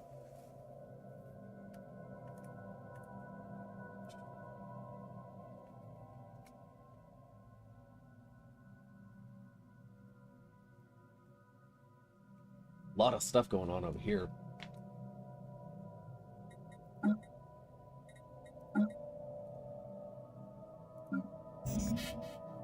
Are they still... Yeah, they're still holding strong on all of those areas. They're just going to take all of that. It's a finality to me. If AI build a Hostile habitat, station it will. engaged. Oh, if it can build a habitat, it will. Gotcha. I think that the ones that are more focused on building the habitats were the 13 core, but they're kind of getting destroyed. So we tried to name each of them after, like, having something that was in their name that represents who made them. Like, I'm hunting 13. I made 13 core. I turned the difficulty up to Grand Admiral. Situation log updated. I thought that Grand Admiral would make it more interesting. But yeah, they, if we look at the society, they started going nanotech. Maybe they would put more alloy. That would definitely be a fleet problem. They'd build a lot more fleet. Government, where is it? I'm pretty sure I gave them something that let them build habitats. Maybe it's the Hunt E Keepers? I don't know. They've lost all their territory, so it doesn't really matter anymore. They're pretty much gonna die when that war ends. Good, otherwise the AI keep having revolts with stability buff from the difficulty. It's less of a pain. Yeah, we've still had a lot of revolts, don't get me wrong. Like, the Sek-Lakaran Union, the Light Zen Blessed Imperium, Administration of Krail, and Kalatoran Allied Planets all used to be the Light Zen Empire. And they had so many uprisings, they split into all these different new Empire factions, and they don't exist anymore. They just died.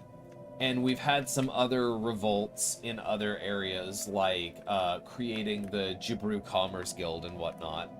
Yeah. But, and the Lunite Despoilers almost had a revolt, but they kind of quashed that. Actually, I want to, now that it's been a couple Situation log years in updated. game, check and see how they're doing on their crisis status. They have made it to crisis level 3. They now have plus 50% ship build speed. They can make menacing destroyers, plus 20% orbital bombardment damage, Station and under higher attack. chance of their... So the Syndicate is a criminal corporation. I don't know if I would call them evil, because weirdly enough, if we look at the Savangelan Syndicate, while they do a lot of crime, like they go to other people's places and they do crime, they also took Galactic Defenders of the Galaxy. So they're like trying to save the galaxy. It's like the anti-hero we didn't need, or didn't know we needed. Now I'm relying on my Bablindian Empire to see me to victory. Yeah, Light Zing Empire got destroyed by uprisings because they're xenophobic slavers. Yeah, that's what they were, and now they're dead. They wouldn't have really made it through this part. Oh, council denouncement, Cival Collective. They want to denounce a whole, like, empire. Which one's the... Oh, they're just gonna bully the weak. They're saving their assets. Defender of our money. Pretty much, yeah. They're like, hey, we can't do crime and make money off you guys if you all die. So we're gonna protect you, but it'll cost you. It's like literally the Galactic Mafia.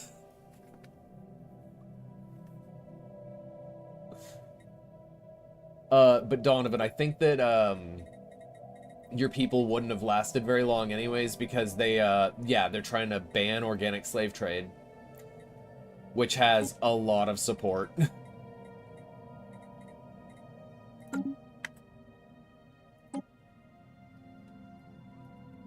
The 13 Corps is probably going to die whenever this war over here with the Alarian Chu Empire ends. Another one who took the Defender of the Galaxy perk is the Crash Kalari Commonwealth group. And they have a space dragon, so they're using their dragon for good. I think they have to be good guys, or the dragon turns on them. It said something about they couldn't be, like, driven assimilators, or fanatic purifiers, or devouring hive mind, or any of those things, by taking that origin start. So, I don't know if it forces them to be good always, or if it just, like, is, you can't be absolute evil from the start. The Sassafras Raveners were platypus people that were designed to be devouring Swarv Hivemind. They were doing really good. They weren't doing so hot at the very beginning. We got to mid-game, and they actually took a lot of territory. They owned a lot of what is right here. You can kind of see the remnants of where they used to own stuff, and it went further south. But all of that has been just taken from them. It started with the Bablindian colonies, then the Pachuvian Enclave came in, then the Katitos Corporation, and now it's the Phase Corinth and the Divine Covenant and the Ignore Chansu systems, all just... They're getting so bullied. Oh, the war with the Katitos Corporation and the Fallen Empire has ended. The Federation is no longer at risk. The Fallen Empire has left them alone. You got to keep all of your territory. I don't know what happened there. Probably hey, you're getting a bit big for your britches. Cut it the fuck out. Yeah, slap on the wrist. Very heavy-handed slap on the wrist. Mm-hmm. A lot of arc furnaces.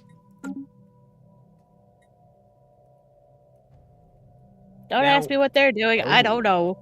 The Lunite Despoilers have given up 2 pockets of star systems. Probably to keep themselves from going in the red. Wow. Donovan, thank you for the resub. 16 months. I appreciate it.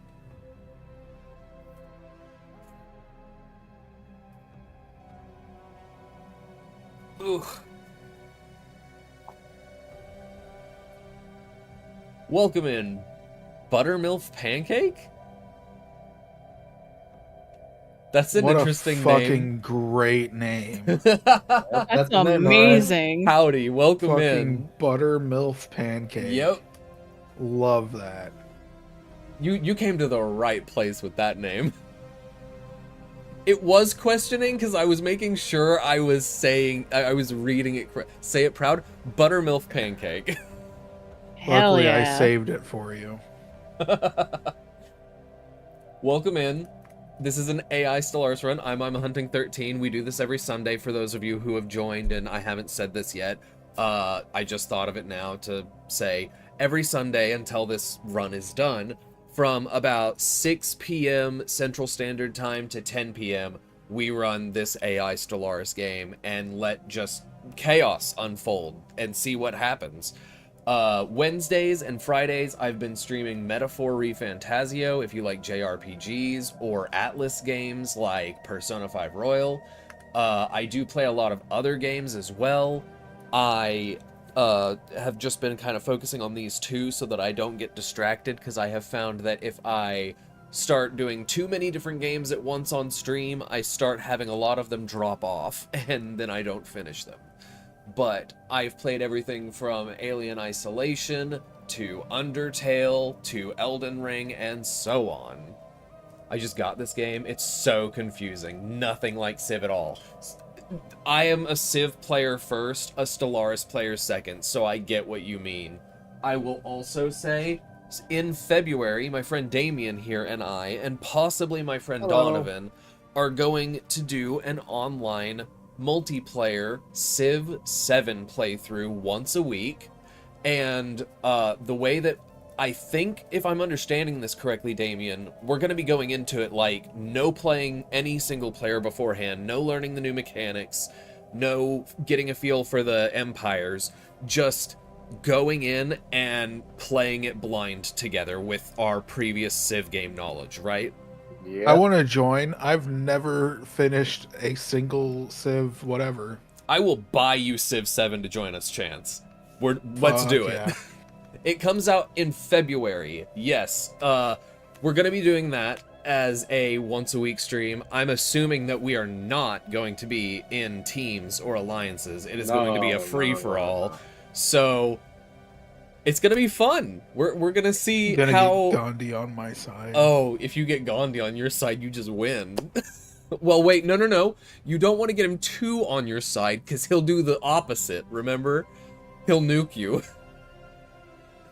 Each Civ game I play, I go for a domination win. However, I accidentally do a religion win. See, I was playing Civ 6. I started it whenever it first launched, and I didn't really get super into it.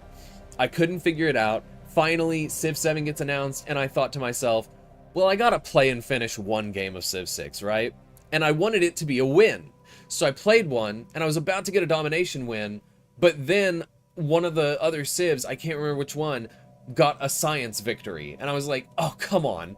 So I started again, and I was playing as the Netherlands, and I noticed that one of the other Civs, I think it was Montezuma, was getting like really close to a cultural victory. So I started going to religious victory. I was going to religious war with him, battling him out of my area and other people's areas and keeping him in check. But I didn't have enough to win that way. So I'm going for a domination victory plan still. But then I see that China is about to get a cultural victory. Well, I had so much money that I just started throwing money at China, forcing them to give me their art so that they couldn't get the cultural victory. And I started to get closer to it, and I got second place, and China stopped giving me their art. But by that time, I had enough of a military built up. I was like, oh, you won't give it to me for money, I'll just take it. And then they started trying to give it to me as a, I'm sorry, we can end this war, please let there be peace. I ended up taking all of their territory, all of their cities, all of their art, and getting a cultural victory anyways. It's never how you intend it to go.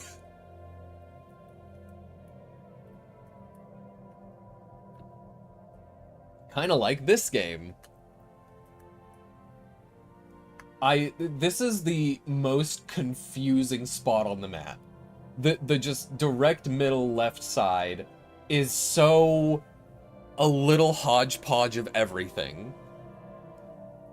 I always get a massive landmass start, then I get greedy with my neighbors. See, they have land, I want land, and yeah, no, I get that. In my first one was Civ 5, and I played as Germany. This is my most memorable game. I was like at a friend's birthday party, and I had brought my laptop and was showing them the game. And everybody was interested for a while, and then we were doing other stuff, and whenever everything calmed down, I went back to playing my game. And as I was playing Germany, and I wanted to try and be peaceful, but Persia didn't like that, so I had to kill Persia. And then it was one, I think it was the Native American civilization. I can't remember what their name was in that one. Damien, did you play Civ 5? Do you remember their name? No. Like the Pawnee? No, I don't think it was the Pontiacs. Anyways, they sent from a different landmass over to my continent, tried to take some land. I had to stop them from doing that. Tried to make peace. They didn't want that, so I had to go invade their land. By that time, I had like the lesser version of nukes, not the worst version. So I nuked them a couple times. They didn't surrender, and so then I sent stronger nukes, started taking their stuff with the giant death robots that exist in the game for some reason in Civ 5. Unit that never made sense to me, but immune to the radiation, or highly resistant. I ended up winning that one by domination. I wanted to do diplomacy. Are there any wars going on? I think that it's finally calmed down for a minute. We hit the year 2400, and now it's all calm. There are no wars going on, everything's smooth sailing. Lunette's despoilers are now the second highest military strength, only barely behind the Katitos Corporation. So that's fun. Situation log updated. They are now using... Oh, no, they're still not using half of their fleet. Let's see. What's their crisis level looking like? Oh, they're barely into level 3. The moment they go to war with somebody, though, everything is just gonna become chaos again.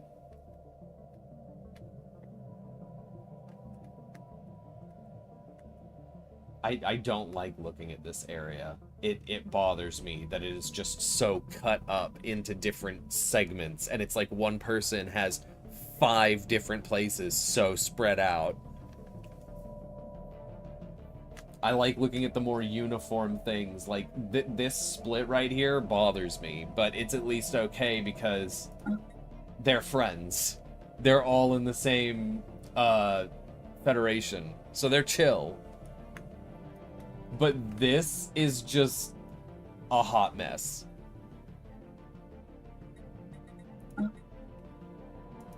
Ryan would just be happy if he were here that his Rift Blade and Brood of 2 Keys have lasted this long.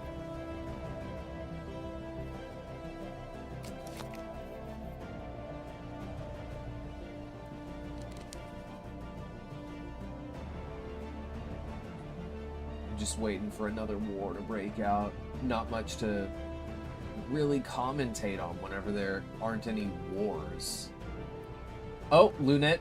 Your Lunite despoilers are at 280,000. They might reach 300,000 before anybody else. And that's when they'll go to war. They're just waiting to have enough of a lead that they're certain that victory is just a given. Chance. You ignore Chansu systems. I don't know what happened. They went from having over 200,000 to only 106,000. God damn it. I mean, it could be that they were the president of the Federation that they're in, and that they lost the presidency, and so most of the fleet went to the new president. That's how the rotation works. Situation log look. updated. Oh, yeah. Okay, that makes sense.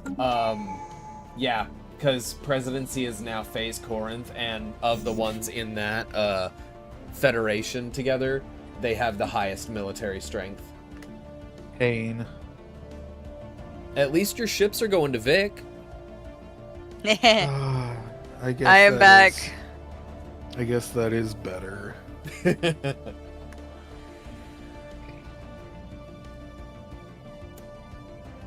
Oh, yeah. Oh, my Phase Corinth has grown a little bit in that one spot. Yeah, they've very comfortably settled here. And then they also took this star right here in the middle of everything else. And I don't know where, like, there's Ignore Chansu right here in these two systems, and then these two down here as well, and this one in the middle of the Huntee Keepers. How did they even get there? They don't have a quantum catapult. It's not a wormhole. Like, yeah, there's a hyper relay, but if there's not open borders, you can't go through the hyper relay.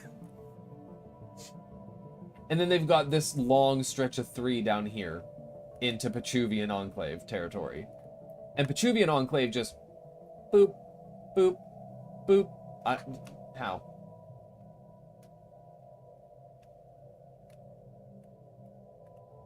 Lunite despoilers are just for some reason leaving this one star system alone and not taking it despite pretty big. Well, the physics plus 10 is not that very big this late in the game, but it's still a good thing to have. You want that. Oh, wait a minute. I thought I saw something. Give me a second. Where did I see that? Where did I see that? Okay, Dyson Swarm. I could have sworn I saw... Oh, it's this. Ah. Okay. Nimtok's Empire is building a quantum catapult. They are working on it, which means that they can go to war with just about anybody in the system, and they could be on the other side of the map, and they can launch their ships into their territory directly. Ignore Chansu systems won't be safe forever.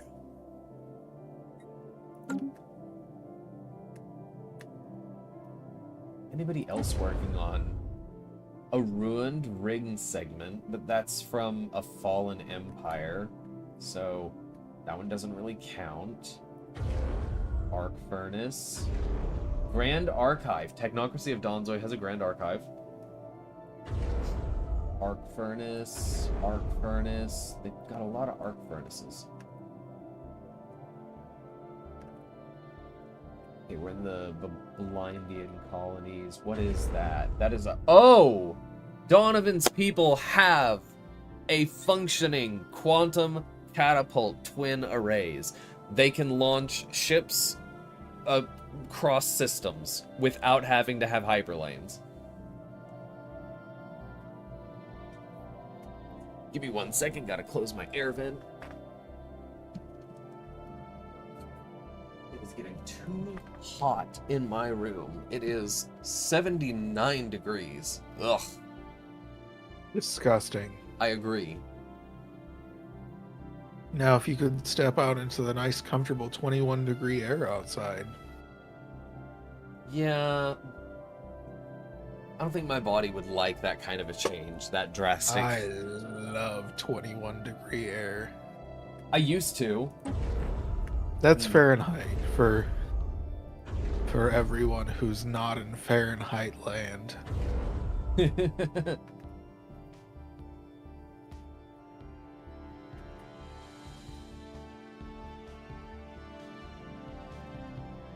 right back. Let's see here. Okay. Trying to see who has what mega structures. So, Bad Chansu Systems has a ruined strategic coordination center.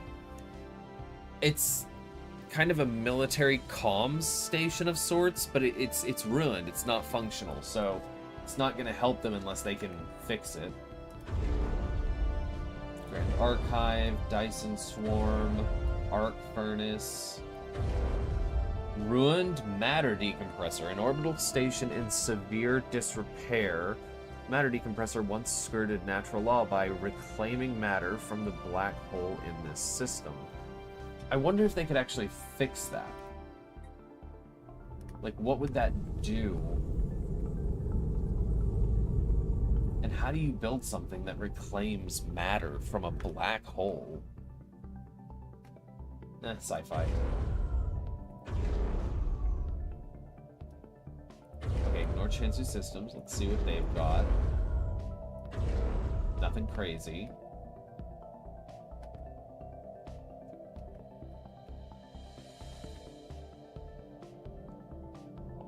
I'm still surprised that the Petruvian Enclave just has wormholes. They don't have, like, a catapult or something.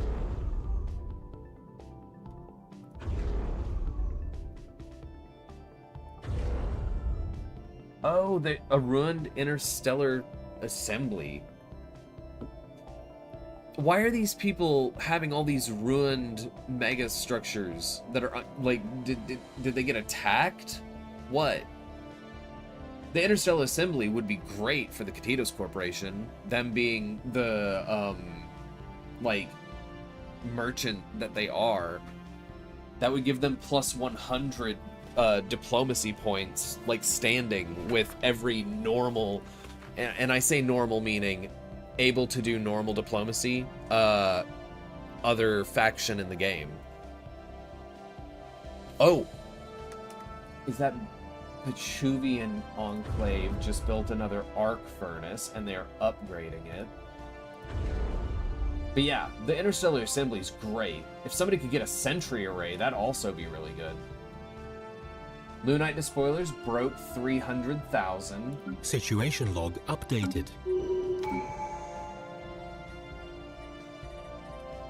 How many do they need? They need 5,000. They are about halfway to rank 4. And once they reach rank 4, they will just get that much more dangerous and harder to deal with.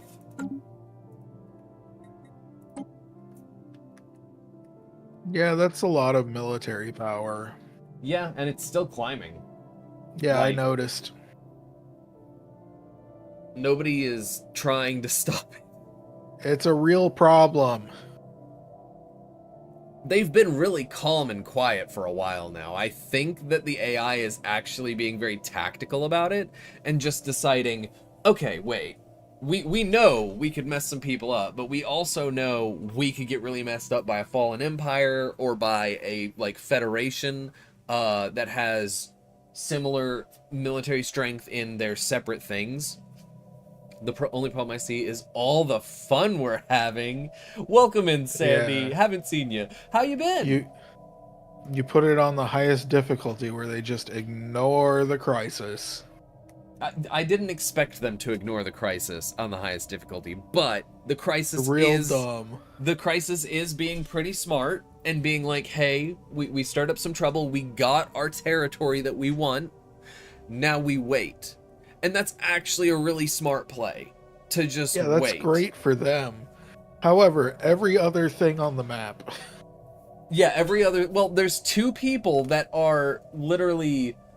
What I'm confused about is how they didn't take all this territory, the Syndicate.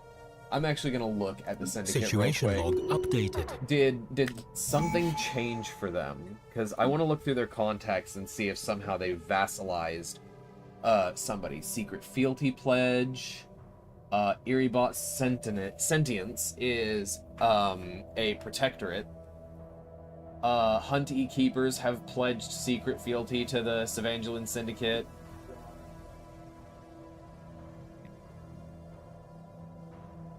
And Administration of Krail is a subsidiary, which gives them money, even though What about my Kalari? You want to know what... Situation log What updated. do Sassy's people think about Kalari? Oh, they're in the same federation, so they have to be on really good Ew. standing. boy. Yeah, Oh. 1,167. Yay! They have become very strong friends, and they both have pretty high military strength separate, so together they actually could contend with Lunette's despoilers, and they both are in the same federation with the Defenders of the Galaxy perk. I have a dragon. That too. I'm glad that you've been good. I am doing all right myself. I have the pneumonia. I'm on meds for it, though. Sassy also has pneumonia. Our bodies Wait, I didn't know that handling- you got pneumonia. What the fuck? When This did this is- Wait. This is the third I time in remember 7 now. months. This is the third time in 7 months I've had pneumonia. I know, I remember now. Yeah. When I get Sorry. it, it's like... But for Sassy, it's way worse. I don't know why our bodies are handling it so differently, especially whenever we all know how my body handles being sick. Your body is sick all the time, so it's Constantly. just like, Yes. oh, hey, what's this? Oh, this is nothing compared to everything else we have to deal with. It's always got all the alarms on. It's like the check engine light and everything else is on. So adding one more thing really doesn't change that much. Yeah. Speaking of which, it is now time for me to step away and take some meds.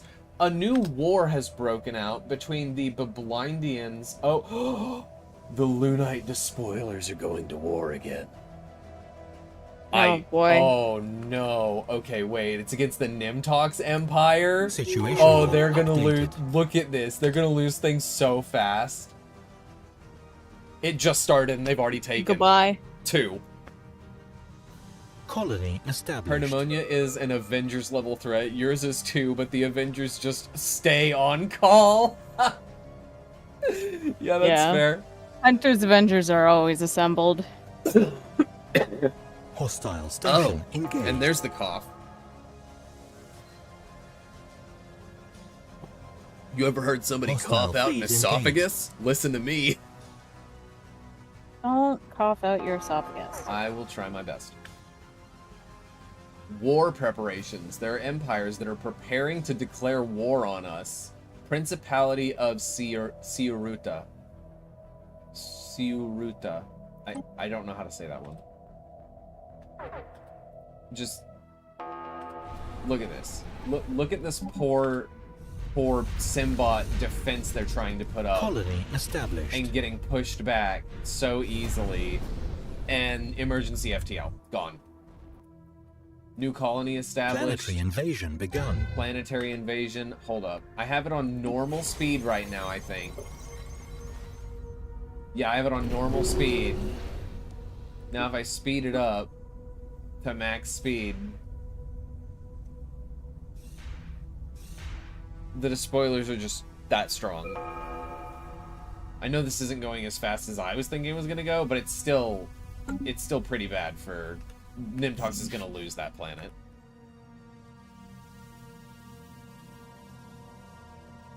Oh, are they taking this? They already took it.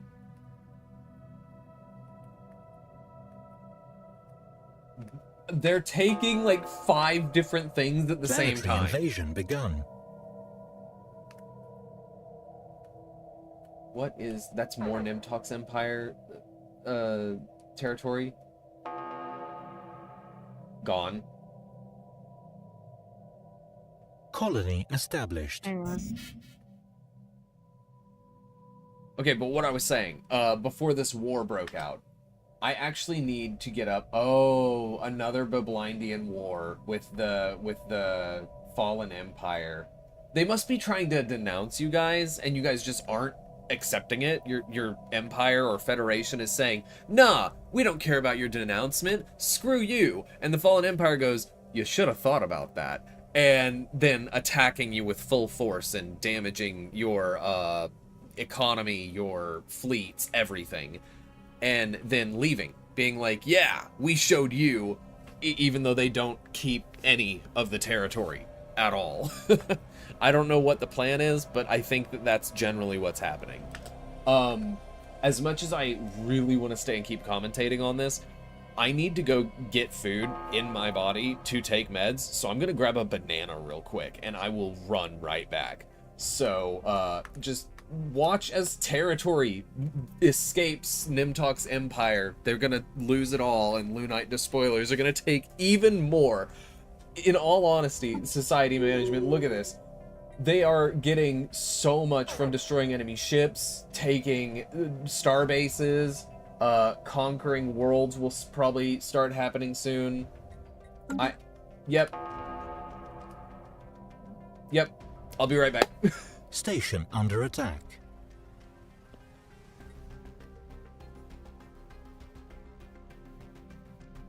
Hostile station engaged.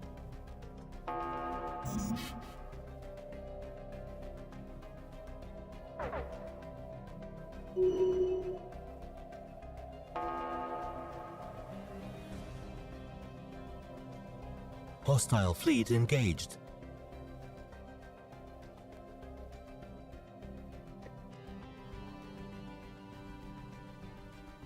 Hostile station engaged.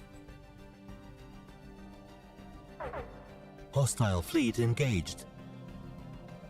Station under attack.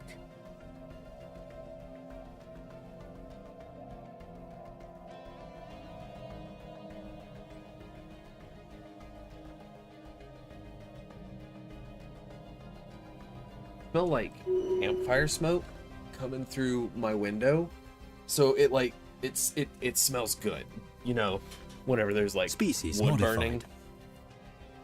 burning.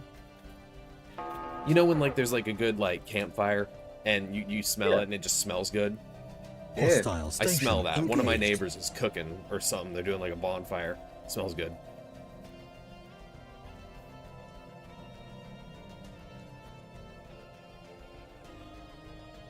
Yeah, Nimtok's empire is actually probably going to die first. I thought it was going to be the Sassafras Raveners, but their territory is less than half, and it's still shrinking so fast. And Lunite Despoilers aren't... Hold up, wait a minute. At first it showed that... Oh, okay, I see. Lunite anti-AI police action.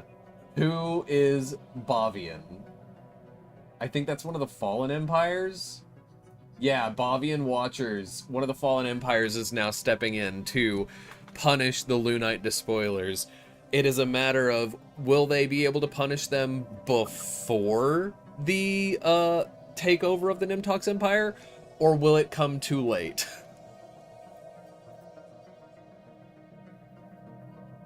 Hello, I am back. Welcome back. I need to figure Thank out you. where Bavian... Oh, they're so far away. They won't get to do anything. Unless they use this wormhole. Which connects directly... Of course. There it is. How lucky. How unlucky for Lunite Despoilers, though. Like, seriously, look at this. Gone. I think that they will be able to do something before the Nimtok's Empire is completely gone. But, it's gonna be close, and they're gonna be severely weakened. How did Lunite Despoilers get this territory over here? What is happening? Oh, I see. They fought through that to get there. Okay. They're just working on attacking everybody now. They already have the Nimtok's War of Cleansing is the name. They already have the Nimtok's Empire at 100% war exhaustion, and Lunite Despoilers haven't broken a sweat. There's not even 1%.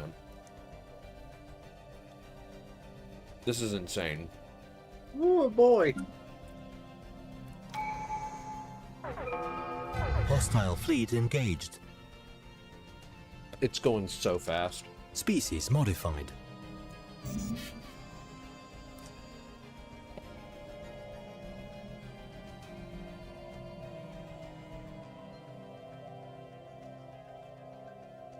Station under attack.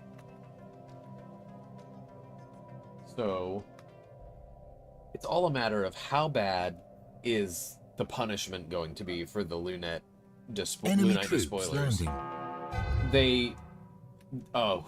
They're not getting there fast enough. They're barely hurting like a couple star stations, and the Lunite despoilers are just over there chilling, taking Nimtok's empire.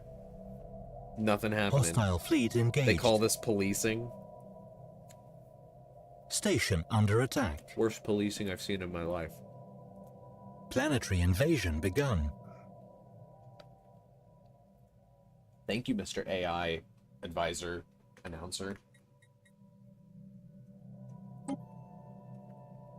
I think part of the reason, right, that the Lunite despoilers aren't being directly attacked on their fleets is that they have over half the strength in their fleets as the actual Fallen Empire does in their singular fleet. And with them being the Crisis, if I'm not mistaken, their ships get a damage buff somewhere. They have the disengage chance. Maybe oh, there it is. There it is. They're almost to stage 4 with what they're doing. If they reach stage 4, they get a 50% damage boost on their weapons to everything.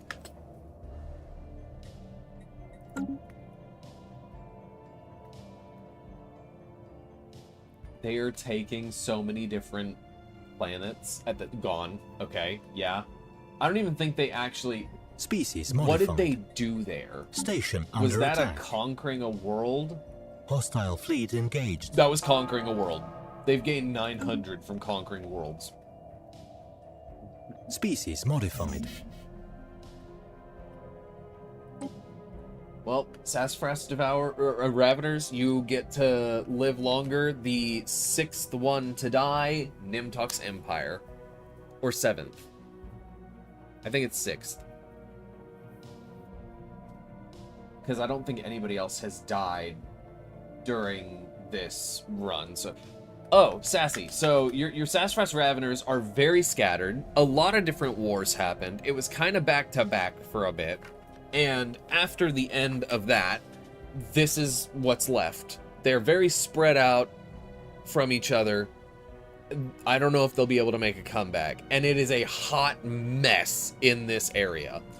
The Lunite despoilers have been biding their time, and suddenly they have just decided to go all in on wiping out the Nimtok's Empire. It's a war of cleansing, and they are destroying them. So Boots on pick. and then Alimax Meowga Corp did another war with the Conservers, which is a fallen empire, to punish the Crash Katitos Corporation and some other, like, and Bablindian and like their whole federation. They barely slap them on the wrist. However, a different one, the Bavian Watchers, are a fallen empire that have decided to do a war of Lunite anti-AI police action. And they are barely doing anything while the Lunite despoilers are completely killing off the Nimtok's Empire. It's just, it's gone. They are losing everything so quickly. Like, if I click into here, we'll just see they're sending this giant fleet, and they're gonna start bombarding this habitat. It's not even, it's literally a habitat.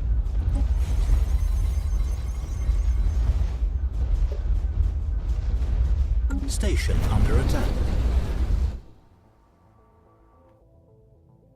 They've got 1, 2, 3, 4 systems left, and they're not gonna hold on to them for very long. This one's probably gonna go first. Look at all of these. This is all a bunch of destroyed stuff. Hostile fleet engaged. Will Chase be the first person to Hostile lose all their station empires? I think he will. Planetary invasion begun. I think Chase is the first one to lose Planetary all of invasion their begun. empires.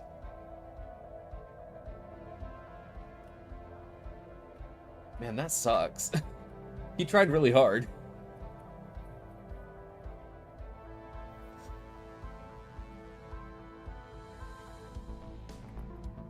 I'm just impressed at this point. Let me look at this. Lunite Despoilers. Oh, they are now at Crisis level 4. They have Menacing Cruisers, plus 50% ship damage, and Menacing Destroyer tracking, plus 30% accuracy is just insane now. They will make it to rank 5 pretty soon if they keep going at this pace. Station under attack. Had to get harder. Wasn't hard enough. Rest in pieces, you won't be missed. Oh. Hostile I station mean, engaged. Technically, Sassafras Raveners are resting in pieces with how scattered they are. But they're not dead.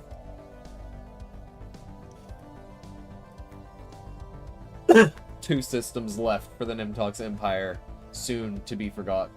Soon to die. Maybe not forgot. But how's it going, dude? How's it going, dude? Welcome in, Sassy. I'm here. How's the pneumonia treating you today? I made an oopsie. Okay. You see, I was supposed to take my other antibiotic at 11 a.m. And you didn't. I was sleeping. So if that happens, it's okay to like miss one, but if that happens again and you're like only a few hours late, go ahead and just take it. And like then wait 10 hours to take the next one or so. From experience as somebody who's taken these antibiotics before. Oh, one system. Lunite Despoilers are over 400,000. They are able to contend with one fallen empire by themselves now.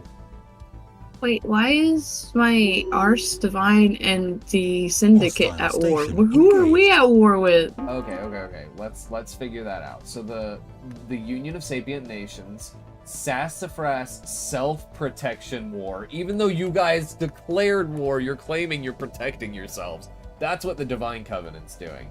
They're going to war with your devourers, the Plata people, and saying, hey, we're protecting ourselves by killing you before you can attack. So, yeah, your Raveners might be the 7th to go out, because I think Nimtox is the 6th. And then the Syndicate is the Alarian Chew Servitude campaign. So they are trying to beat the Alarian Chew Empire into submission to make them like a vassal. And if they do that, they will also gain 13 core as a vassal. And then that will strengthen their territory and their federation.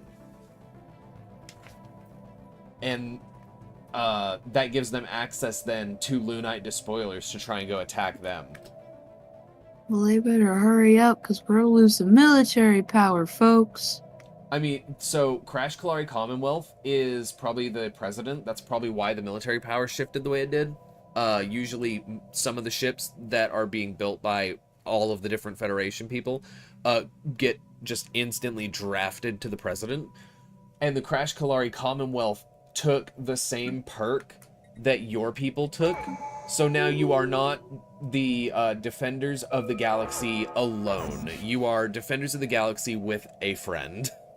Oh my god, the population for the Syndicate chosen. Oh, yeah, you have 522 pops, which is kinda nutty. And I'm just waiting for this last blip of the Nimtox Empire to be gone, basically. Wait. It's saying that the Lunites are defending. So are you telling me that his decided to pick a fight with hers? No. Hers picked a fight with his. Like, Lunite's Despoilers are at war at 2 different fronts, and they're winning both. They are at war with the Nimtox War of Cleansing. They started that one. They have 0% war exhaustion, by the way. None. And then that's what I was trying to say earlier. I don't know if you heard it through the chat. This fallen empire decided that they were gonna declare war on the Lunites as the Lunite anti-AI police action war. And they are in the systems. This is them right here, just going around attacking some of their colonies and star bases, but not actually attacking their main force, because the Lunite despoilers are just about on par with the fallen empires at this point. And so they're trying to punish them, but it's really hard to punish them whenever they're like up there in that power level. Maybe they shouldn't have waited this long.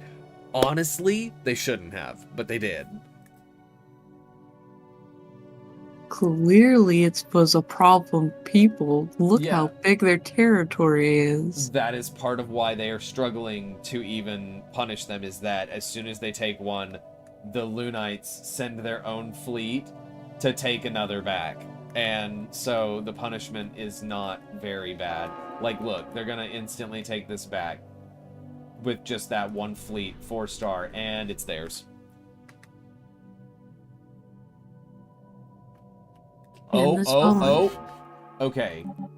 Okay, So- this might be different. So yeah, that's because they had their... So, Fallen Empires only really have one main military force that is all of their stuff pumped into one spot together, right?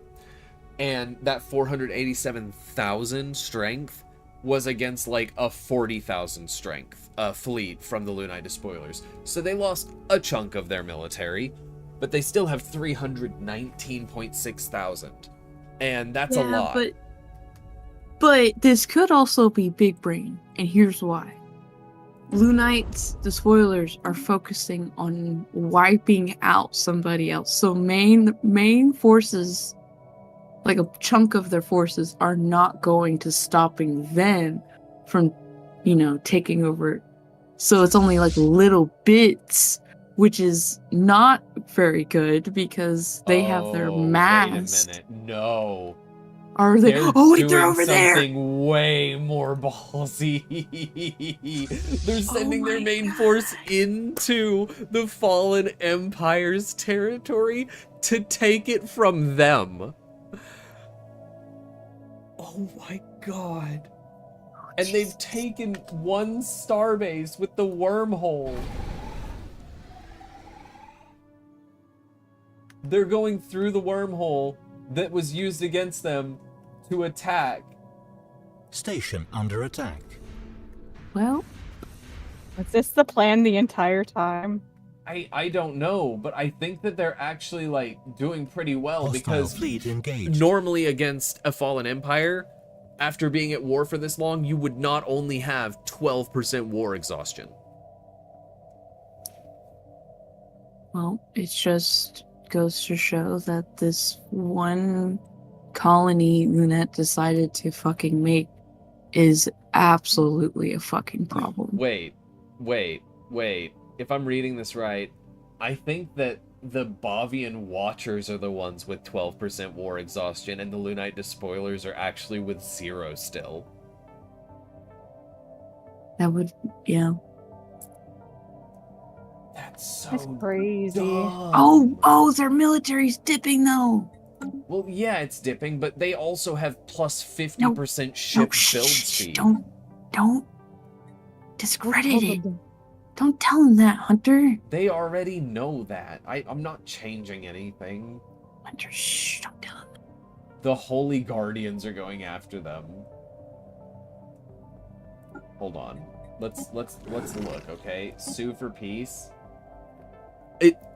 Lunite Despoilers have 0% war exhaustion. The attackers, the Fallen Empire, are the ones with 12% war exhaustion.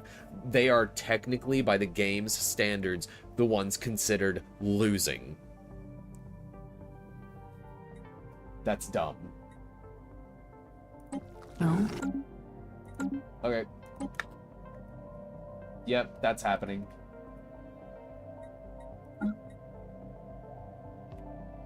Lunite Despoilers is one of the 2 largest things. If the Savangelan Syndicate and their whole federation take over the Ilarian Chu Empire and 13 Core, I think that they are the biggest. I can't tell anymore. Which empire is the biggest? Okay, hear me out. Uh-huh. If you take Vix, Uh-huh. right? That whole little federation. You're talking about this federation down here? Yeah. Okay. Uh-huh. Look how big that is. It is definitely bigger than That Lunite. also includes here and these little pockets. That's bigger than Lunite's and the Crash one. Well, so the Savangelan and Crash Kalari and all that, they have all this, right? But they also have these two up here. Yeah, but I mean, just looking at it, Yeah. the Vix does have more. Yeah. But they don't, like, it looks like they have more space, but they don't, it doesn't look like they have a whole lot of planets, while Crash looks like they do have a lot more systems. So the Bablindian actually has the most systems, I think. And Yeah, then but- it also expands up into here. But they've been punished by a fallen empire twice. I'm just pshing Donovan's, like, whatever, you know. They didn't want to be part Let's of give him a anything. smack. He didn't want to be part of any cool kids clubs. He wanted to be all by himself. No. I'm back. They welcome back. So Lunette, your people decided to go to war again finally. Oh, good. Lovely. They are the best. So the Nimtox We love when they do Empire that. used to own this whole giant section right here, and now they only have this one star system left. They're about to be eradicated.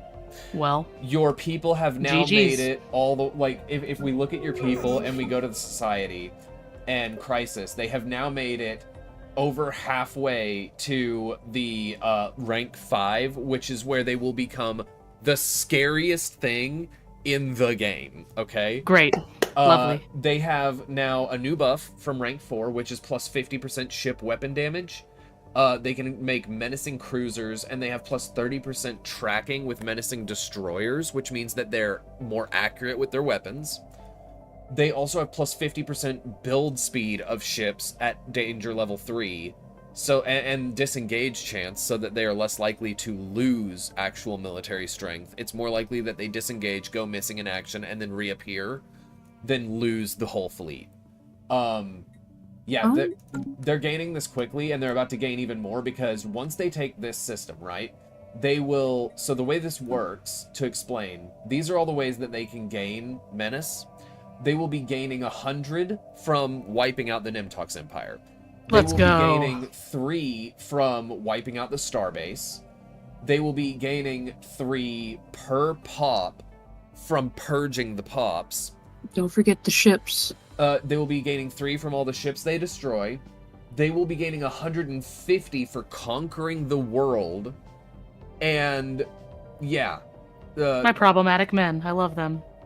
They have decided toxic to trait. be huge problems for everybody. Funny thing, Lunette, while you were gone, and they started that war, almost immediately after, this fallen empire decided to start trying to punish your Lunite despoilers. They started attacking in a war called the Lunite Anti-AI Police Action War. And so what that... See how that's 0 and 13%? The Yeah. Fallen Empire is the one with 13% war exhaustion. You have none.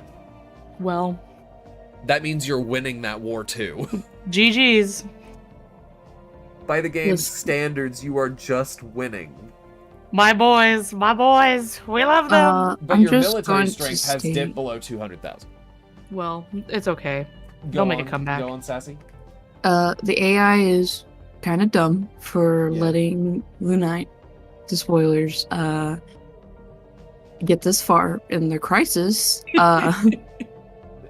Especially when there's 2 You're telling me that the 2 defenders won't do anything until they reach level 5? So here's the thing. The 2 defenders are enemies of the Ilarian Chu and 13 core area section, so there's closed borders. They have to go to war with those 2 and win, and gain access to that territory before they can try and attack Lunite Despoilers. Well, they need to hurry up. I think that's why they're doing that war and trying to vassalize the Alarian Chu Empire. Because if they succeed, then it will become theirs as well, part of their federation. They gain more federation strength, they gain new land, and a new ally.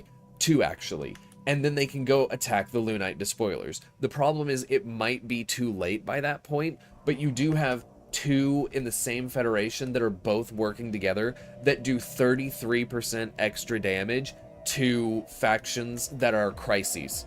So they are the best chance that this galaxy has at stopping the Lunite Despoilers. Even better chance than the Fallen Empires, honestly. My rock people just want to Better fuck. chance. Sorry, Chance. They need to hurry up. For some reason, the Phase Corinth and Ignore Chansu and Divine Covenant, all of them, the Pechuvian Enclave included, and the Bad Chansu Despoilers, all of them want more to get rid of the Sassafras Raveners than deal with the Lunite Despoilers. That is their... They've decided that's their Get goal. rid of them first. My rock people They're gain. ignoring the rock people for the Plata Yes. people. They want the Plata people gone. Well, because like they're probably like, guys, We they've can't been have over 2. there. We can't have 2. They've been a problem. They've been eating people, and they're still not wiped out. Yeah. Hold my beer. Also, for Lunette and Sassy, I didn't show you all this earlier. I can actually go to the solar system that is where Earth is. Chance's people have taken control of it. And there is the moon Earth? named Luna, and here's old Earth. The toxic world. We love that. So the way this game works, if you spawn in and you don't spawn starting in the Sol system where Earth is, you can actually spawn in before Earth is a toxic world, and it can be a pre-FTL civilization, and you can actually build an observation thing, and if you watch them go through the industrial era to the modern era, you get some kind of achievement that's really, really hard to get for basically watching World War I and II. Hell yeah. We love that. It's funny, but it is also the most rare, I think, achievement in all of Stellaris, or one of the most rare. Do we what? We do. That's the answer. I guess we do. Love it. So the only reason that Earth is a toxic world is because one of the things, one of the AI, spawned in that system, which automatically makes Earth a toxic world. You cannot actually have Earth as a starting planet. Sad. I don't know why they did that. It's kind of weird. As far as I know, you can't. Maybe you can. Somebody else has figured out a way. I have not. I'm still waiting for the Lunite Despoilers to take this one planet that's giving them a heck of a run for their money. Like, look at this, look at this. Oh, that fleet's gone. Okay, back to bombarding the planet. Named Deathly Rock. The irony. Deathly Rock is being killed by rock people. Oh, no. The rock people took that one over. That is named by them. They named it Deathly Rock. It's the Sol Habitat complex that they're trying to take now. Huh. Interesting. Station under attack. They keep going over here to deal with little fleets that keep spawning from the Nimtox Hostile Empire. fleet engaged. And like, if we put it, they're gone. Bye. Gone.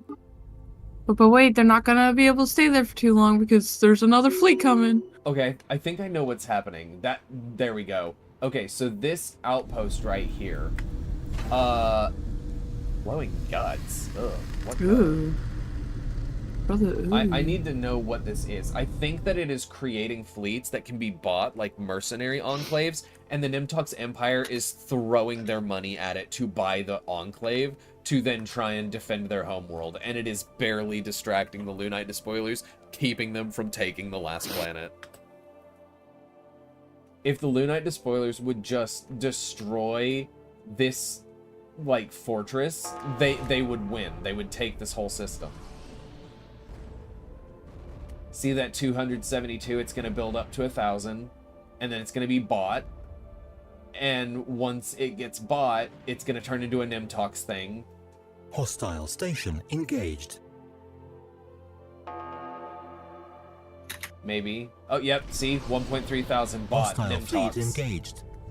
Just Wait, there they finish go. the habitat. Nope, they're Finish going back. destroying the habitat. Nope, they're going back. Please, just end Council this. agenda ready. It's not gonna end until they run out of money. Galactic denouncement of the we don't have time.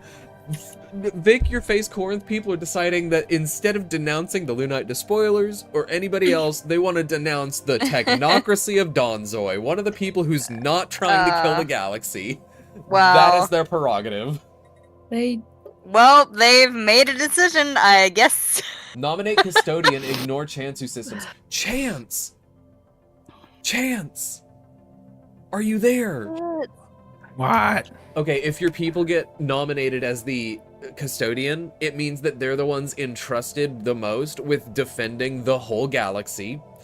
And if they get that seat and certain laws pass, they can actually become the Galactic Emperor.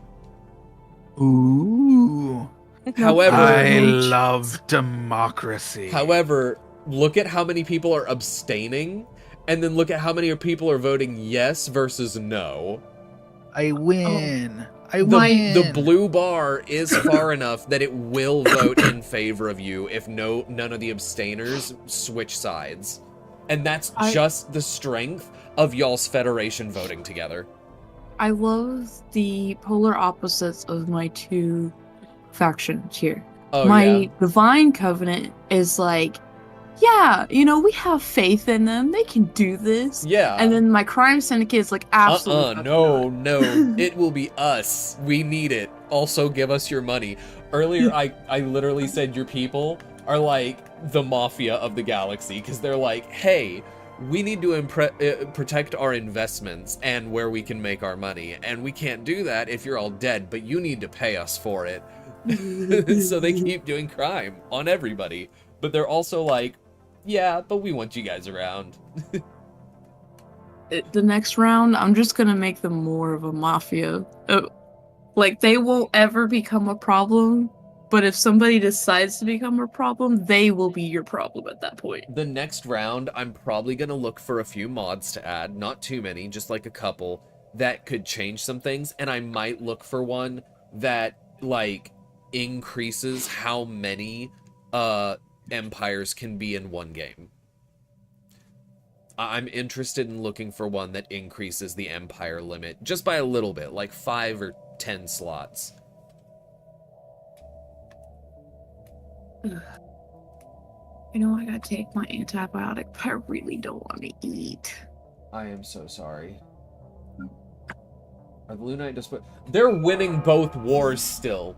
Fuck yeah. Let's go. They have 0% war exhaustion, but Bavian, the Fallen Empire, has 20... How? They're... Like, your people literally were so ballsy, Lunette, that they found the point where the Bavian people were using a wormhole to jump into your territory. They went through that wormhole and are attacking the Fallen Empire fuck off. at home. They I went love to the that. Fallen Empire's home because they're like, you came in our home, we're coming in your home. We're Love gonna that, mess love you that. up. I love that. They are Those are my sending boys. their main forces to mess up the Fallen Empire. Like, look at this. Look at this. They are sending 3 separate fleets. This one's about to die, but it's getting reinforcements to deal with this Fallen Empire and try and take this base. And now they're winning. Now they're taking the base. Is this actually going to work? No way. They just took it. Let's go. They're problematic. They're problematic, and I love them. They are very problematic, and they're just I adore them. they're just rock solid. Oh, you know what I'm saying? I do not. Oh, okay, so this is the Fallen Empire's way of getting back at you. They are bombarding one of your worlds to kill the population. You know what we need to look at with how this is going? Here's what we need to look at. We need to click back on Lunite Despoilers, click over here. Yeah. Look at how close they are to rank 5. Okay, since we might see it this stream, might not, do you want to know what happens when they reach rank 5? Me? Yes. Yeah. Just the whole stream. I'm going to tell everybody, because I was under keeping this attack. a secret. I wasn't telling anybody, but I'm going to let you guys know now. As they build up, once they reach rank Hostile 5, fleet engaged. they will gain the Aetherophasic Hostile engine. station engaged. The Aetherophasic engine will automatically have its framework placed around the star in their home starting system. And they will be able to throw resources at it to build it into its final form, which will literally supernova every star in the galaxy, as I was talking about. However, that's not the only thing that they get. That's just the end game. That's the goal. What they get to help them complete this mission are it's a perk called Eclipse and Apocalypse. You gain a new ship type called Station a under attack. Star Eater. You get 2 of them for free, and your empire can now build them. And what they do is they go to a system, they charge a laser, they shoot it at a star to supernova it and kill everything in the system. Ships included.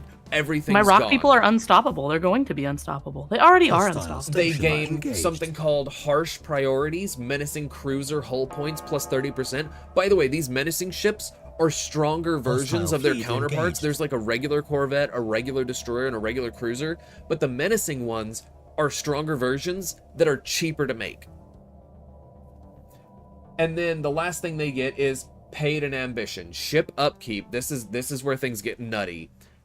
30% reduction. So you can build your fleet even bigger without the drain being even, like, without it being as bad. It makes it so easy to snowball. And because your people are doing this the way they are snowballing. Well, all I gotta say is good luck to the rest of the empires, the rest of the universes out there. The power of Horny is upon them. Okay, so it looks like the Savangeline Syndicate and their whole the Federated Independent Systems Federation is winning the war against the Illyrian Chu Empire. They will probably bring them into the fold as part of the Federation. They'll probably vassalize them in some way. Once they complete that, they will probably build back their strength a little bit and go for the Lunite Despoilers next. And if the Lunite Despoilers are still distracted on these other 2 fronts with the Fallen Empire and the Nimtox, then they will actually be able to stop her, probably. If we can somehow stop her from ending the galaxy, that would make for a fantastic story in the video. It would! It would! Whenever we edit this down, seeing them get so big of a threat, like Avengers level plus, and then being stopped by the My crime mafia syndicate people? and the Commonwealth, like, this is a story in the making. I made mafia people without making mafia people. That's gonna be like one of the openers to the video, like cut it out, put it at the beginning of the video. I made mafia people without making mafia people, and then start the rest of the video. That's it, cold open. Cause like they don't even look that big, but I promise you, they probably have so much crime going everywhere. Does anybody want to see something funny? It's a little bug. What? Situation log updated. I don't know why they do this. Oh, wait, where is it? Oh, Where is oh, little pee-pee face. it? No, that's not what I needed. Ugh, hold on.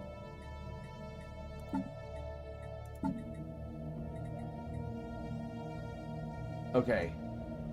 Maybe it is the Illyrian Chu that I need to do this on.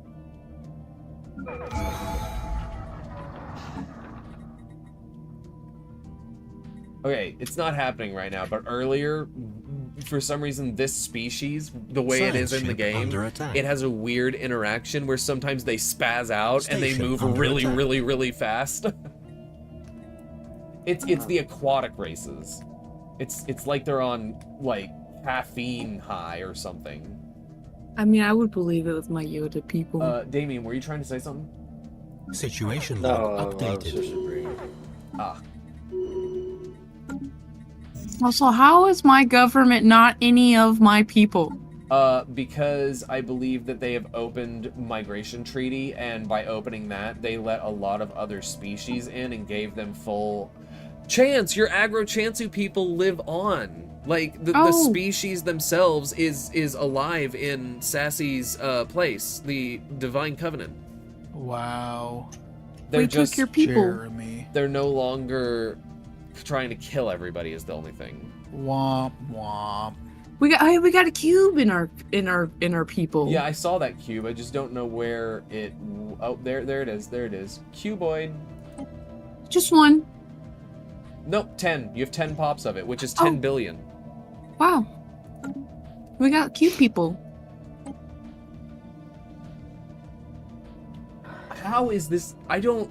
Okay, for one, how is Lunite Despoilers not getting war exhaustion on the Nimtox War of Cleansing whenever they can't finish off the last thing? They're right there. They're right there, and they're just not doing it because tiny little distraction keeps popping up over and over. We're gonna go back in the system and we're gonna watch. Oh, there it is again. And where are they? They're flying back over there. They're gonna go get them. And they're dead. Time to turn around and try Oh my and god, destroy stop the buying habitat. more. Oh, they bought another one. This one's way weaker. They're flying all the way over there because, oh my god. They were playing it so smart, and then they're being fooled by this. Your rock people really are just they're rock hard for killing people, and Yes, it they has are. to be ships. It has to be. They want to blow ships up. They like explosions. They're the people that go wild for fireworks. I mean, of course. Well, who isn't? I mean, I know, but like, how are they not able to take this? Literally, this is so bad. They have taken so long to take it. It has fully healed back up, and they now have built a massive army to defend it so that they can't just land on it and take it. This is ridiculous. Hold on. Here's what we need to do. Nimtox Empire, right? Situation We're looking into them. updated. Okay, this will end eventually. It is a war of attrition, but Nimtox Empire has 22,000 minerals. They're making 349 per month. They can sell those to get more energy credits. They are losing energy credits at 58 per month, and they have to spend the energy credits to buy those ships, but they have 46,000 in reserve. So that's how they're doing this. Hostile fleet They are engaged. using the energy credits to buy those, and whenever they get wiped out, they use the energy credits to buy more. Eventually they'll run out of energy credits, but until then, Lunite Despoilers are just going to be fooled by the back and forth. They are being yo-yoed. This is D&D yo-yo healing. Spare the dying, spare the dying, spare the dying. Get back up, healing word.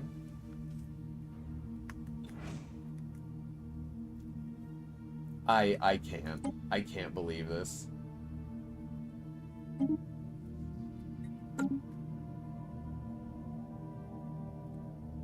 Okay, what other wars are going on? The Brood Intervention War. Oh no. Oh no. Okay. So Ryan's people popped off while we weren't looking. The Brood yeah? of Two Keys went from having a little sliver of territory to a lot of territory for what it's double or more. We weren't looking and they went, hey, hold my beer. It's my turn now. They aren't even the ones who started the war. They're just the ones who are finishing it. I can't believe this. Listen, at this point, I just want my Platypus put. Just kill them. Just finally kill them all. All right. I mean, that is kind of what's happening. They've got 1, 2, 3, 4, It's taken 5, too 6, long. 7 systems. They have 7 systems left. You guys let them get too far. All right, but not far enough to start causing problems for the net. Guys, Chance became the galactic custodian. Okay, no. he's I the only love chance democracy. humanity has. The only chance they have against my rock people. Good luck. Oh, the galactic custodian's actually a big thing. I've never been able to achieve it. I've never been able to get that. Hold And on. they won handily too. Yeah, they really did. People love you. Why do they People give it hate to me. It's Ignore fine. Chansu though. Ignore Isn't- Chansu is like the safest system for one, so they're the hardest one to take out because they have so much to get through. And they also used to have an even bigger military fleet strength than the Lunite Despoilers did. And that was when Lunite Despoilers were at like 220,000. Ignore Chansu had like 270,000. Yeah, but it's in his name. We're supposed to ignore that Chansu. Yeah, They but kind of are. that's the thing. They're being ignored so that they can build up and build up and get They gain stronger, power. Gain power. And now they've become the custodian. I think that there are special perks and buffs that come with this custodian, but I'm not sure. I need to look at Defender of the Galaxy. They joined the team. They joined the team. Dear God. That's why. That's why. Yeah. Lynette, I'm sorry, Avengers. your people are screwed. That's fine. It was a good run. We have our Avengers assembling, and it's a crime syndicate, it's a Commonwealth, and it's a people that want to be completely ignored, and that's I the Avengers. honestly didn't think that my rock people would make it this far. I thought, I'm really proud of them. I'm Really proud of them for honestly- standing for what they believe They in. are still on the top. Let's not. That's so beautiful. Not for long. Especially if they keep going toe-to-toe with these two wars. Look Eventually. at Phase Korth Empire with that much fucking. 367,000, yeah.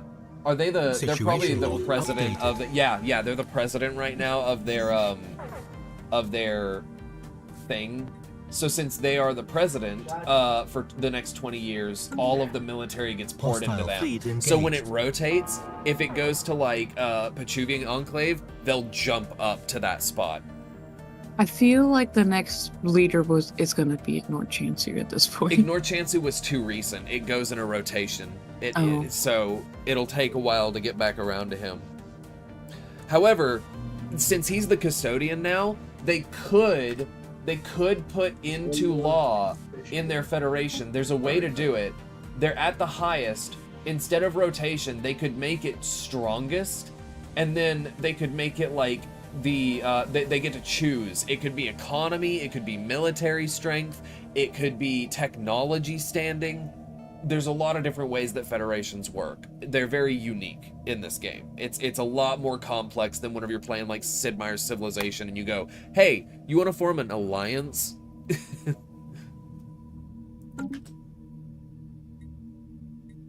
Let me see here. And my Divine Covenant's supposed to be science smart people, so Yeah. I hope that that's what they're going Here, for. let's That's what I'm let's hoping hover for. over them. They have, okay, so let's pause for a second. Their technology level is 18,391. Now let's compare that with some of the other ones above them. The crime syndicate that you have is lower than your Divine Covenant by about 5,000, approximately. Same with the Confederate of the Blinding Colonies. Same with the Trax Failed Empire. Oh my god. Okay, now Alimax Meowga Corp is ahead of you by about 3,000 in technology. And same with the Phase Corinth Empire. The Crash Katitas Corporation is behind by about 3,000. And the Lunite Despoilers are behind by, how much was it again? By about 6,000 technology level. However, because of their special crisis perks, I would say they're on par with you. Speaking of which, Where are they at on that crisis? Oh. Once they hit 10,000, they Listen, get... Fallen Empire, do something! They're too busy losing every single one of their bases to the Lunite Despoiler. Look at this. They have lost not 1, not 2, 5. Hunter, you talked up Fallen Empires, but they're a bunch of poodoo, okay? Well, Not hoodoo. whenever they decide to act earlier on, they're not, but they waited too long. Well, they all suck. Every last one of these Fallen Empires suck because they let the Despoilers get this fucking far. Look, okay, so here's the thing, right? All of the Fallen Empires spawned on the opposite side of the map of the Despoilers. The only one who could realistically do anything is the one with the wormhole that's connected, and the Despoilers were just too strong by that point, so they went through the wormhole, and they're like, your stuff belongs to us now. All your base are belong to us. You wanted your to base start are this belong. war, we're gonna finish it.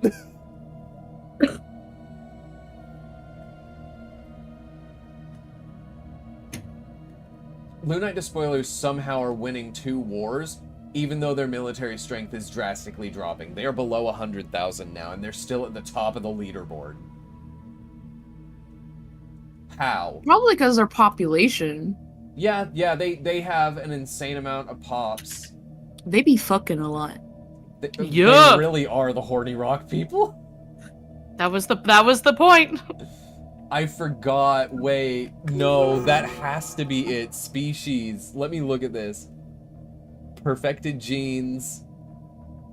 Conformist. Where is it? I'm not seeing what makes them breed so quickly, but they just are. She made them horny rock people, and they live up to their name. They changed themselves to where they did a update and made themselves natural engineers so they could research engineering stuff faster. Guess what that's for? Building ships. Oh yeah, look, her original people that she made, there are none in the population. They have evolved. Yeah, to these 2 different types. One of them is for Gaia world preference, so they have a Gaia world somewhere in there, or 2, or 5. And then all the rest are the arid preference. What's this? Funny thing is, all of these are servitude, and they will be purged because that's how her people are set up. And if they do that, that is going to help them get more of their crisis points. Hi, Ryan. So, Ding dong. Ryan, guess what? Your brood of 2 keys started popping off. Babies! My babies! I don't know what happened. People Kill them declared all! People declared war on your brood of 2 keys while I wasn't looking, because Lunite Despoilers are in this Oh my crazy... God. Like, look at the Lunite Despoilers. Look at this. They took all of the Nimtox Empire except this one piece, and here, I'm gonna show you the stupidest thing I've ever seen. Are you ready? Hostile station. So this is engaged. it, right? They are attacking the Soul Habitat Complex over here. And they're going for it. This is their fleet that was going for it. Oh, they Hostile turned fleet around engaged. to go for these Nimtox ones that they just bought. They don't own this complex. It just builds ships and sells them as mercenary enclaves, and the Nimtox buys them, and it keeps yo-yoing this fleet back and forth so they can't take this habitat. Odd. And also, most of her fleet has gone to, guess what? This is a fallen empire that started attacking Oh her. no. And Oh, they no. are winning the war against the fallen empire. Oh no. Those spots that have the, like, that's a hexagon, right? Yeah, it's a hexagon. Yeah, 6 edges. Yeah, 6 sides. Those hexagons with the fist, and like the red and black in the middle, all 5 of those used to be star bases that the Fallen Empire owned, and Lunette's people went over there and said, nah, these are ours now. Damn. It's honestly insane. And then your Brood of 2 Keys, I noticed, was in a war, because I was like looking over here and I was like, oh, who's beblinded at war with? The Brood Intervention War. They started it. They're the ones who sent the war declaration to attack.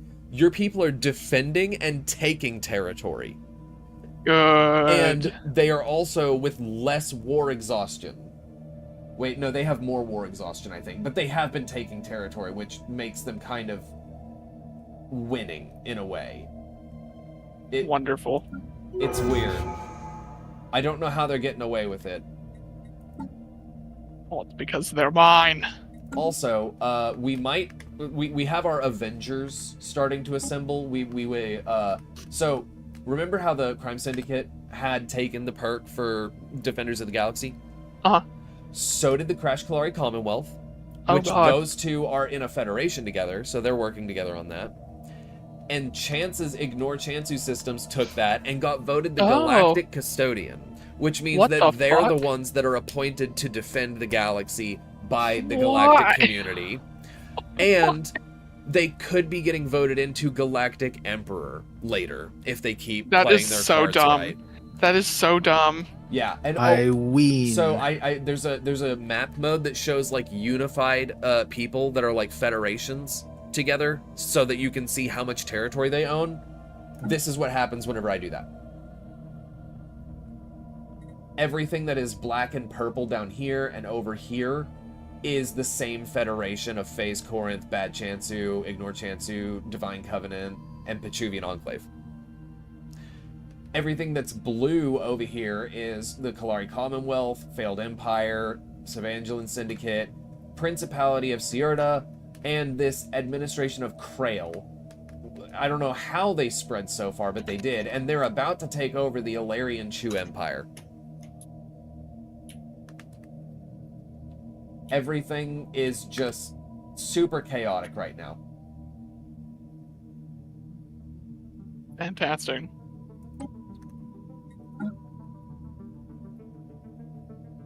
Honestly, I just realized something. I think the Lunite Despoilers are doing the yo-yoing on purpose. Oh. Because that's letting them destroy more ships, which is building up their menace level infinitely because they keep spawning. Whereas if they take that last thing, yeah, they get a huge just dump of crisis points, menace points, but then they don't have more ships to destroy without going to war to somebody else. It's all according to Keikaku. They know what they're doing. This I is love bad. them. My babies. I can't believe they are winning a war against a My horny little fallen boys. empire. And the Fallen Empire can't even build more ships.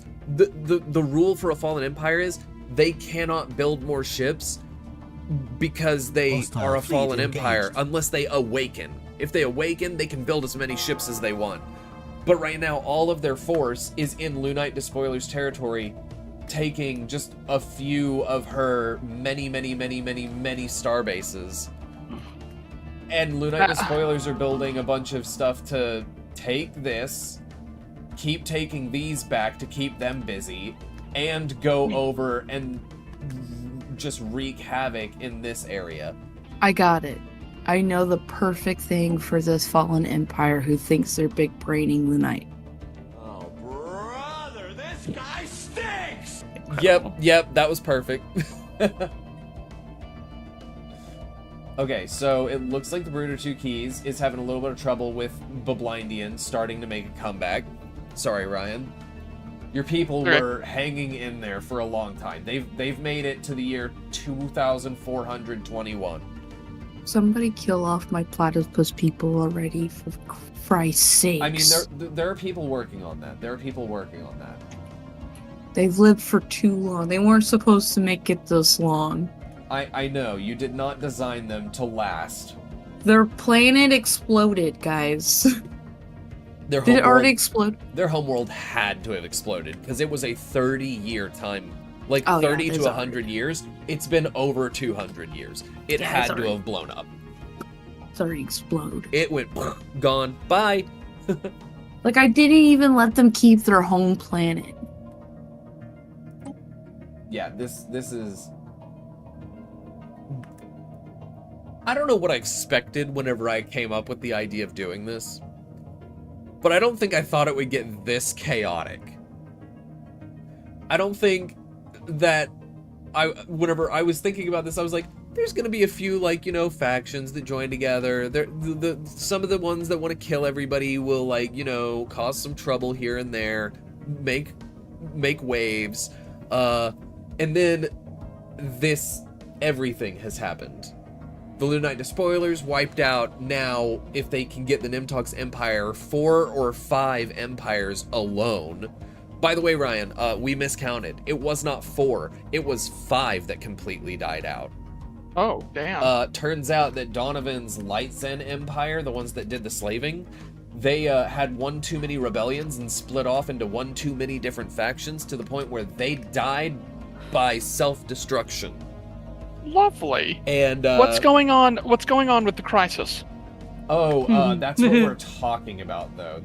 So Lunite Despoilers. Situation log updated. We look at the society management, and they were, when we started this stream, at crisis level 1 still.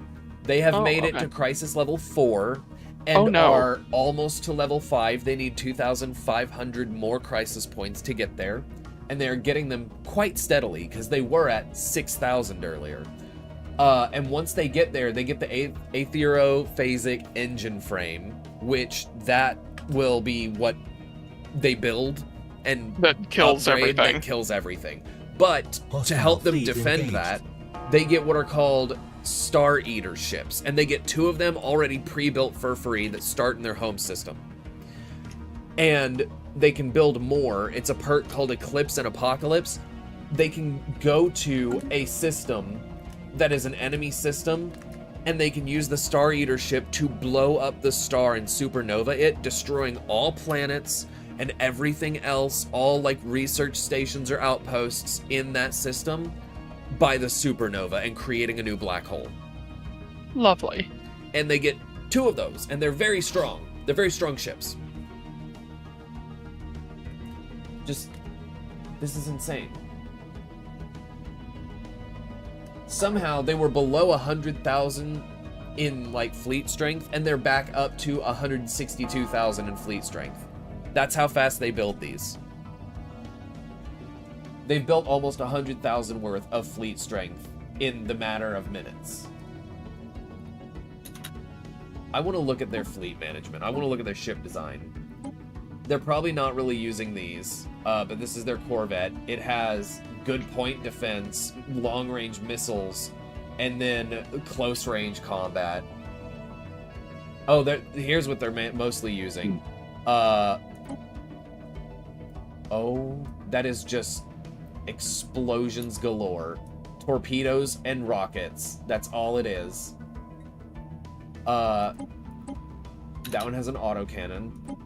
Okay, this one's the scary one. Look at that damage number. 125.72 per second. And it's kind of mid-range, but it has a long-range thing with the improved strike craft. Okay, these are the menace ships I was talking about. They take okay, I'm just gonna show you something. We're gonna go to the top. This is how much a normal Corvette costs. 0.64 energy credit upkeep, 0.13 alloy upkeep, and it costs 66.57 to build, and a little bit of motes, and a little bit of exotic gas. Now, if we scroll down to the other one, it only costs 132 just straight up minerals, and they're rock people. They eat minerals for breakfast. They make so many of them. And it costs way less upkeep, and it just does better damage. Like, the Menace one is at 54.80, the other one's at 34.79. So the one they're mostly using is probably the Menacing Cruiser. Yeah, look at that. Insane.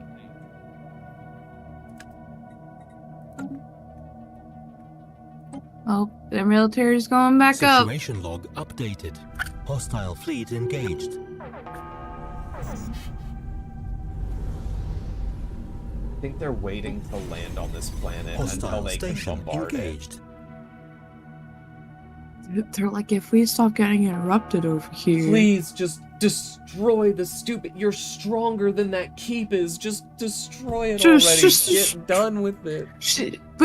They're not annihilating them right now. They're focused on one objective. Listen, we toy with them. They've been toying with them for over like 2 years. By the way, all of these planet symbols that are like green are places that her people can settle on, colonize, and make into new worlds where more pops can be built, where they can get more resources from the world, and the white ones are ones that are candidates for terraforming into worlds that they can inhabit. They have maxed out energy credits, maxed out consumer goods, maxed out alloys. They're making 1,000 alloys per month. They can pump ships out like nobody's business. They're making 627 minerals per month. The ships, the most expensive ship they have, that's a menace ship, which is the cheaper ones that are more damage, costs half of their minerals per month to build one. So they can build 2 per month and be fine.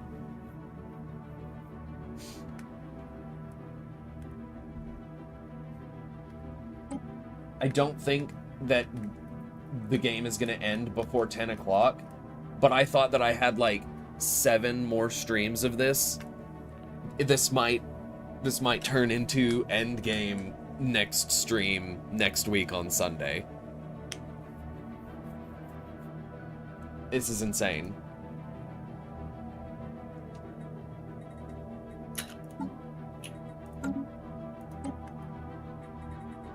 Okay.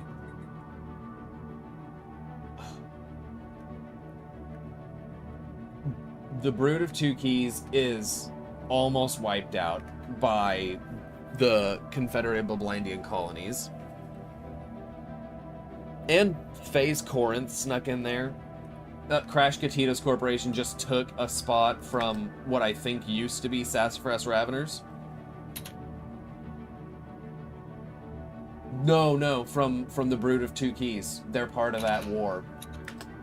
Brood of Two Keys is very much losing that war. They are at 100% war exhaustion. But the Rift Exploration Guild's safe. They're not being attacked. Yay, at least one of my children are safe.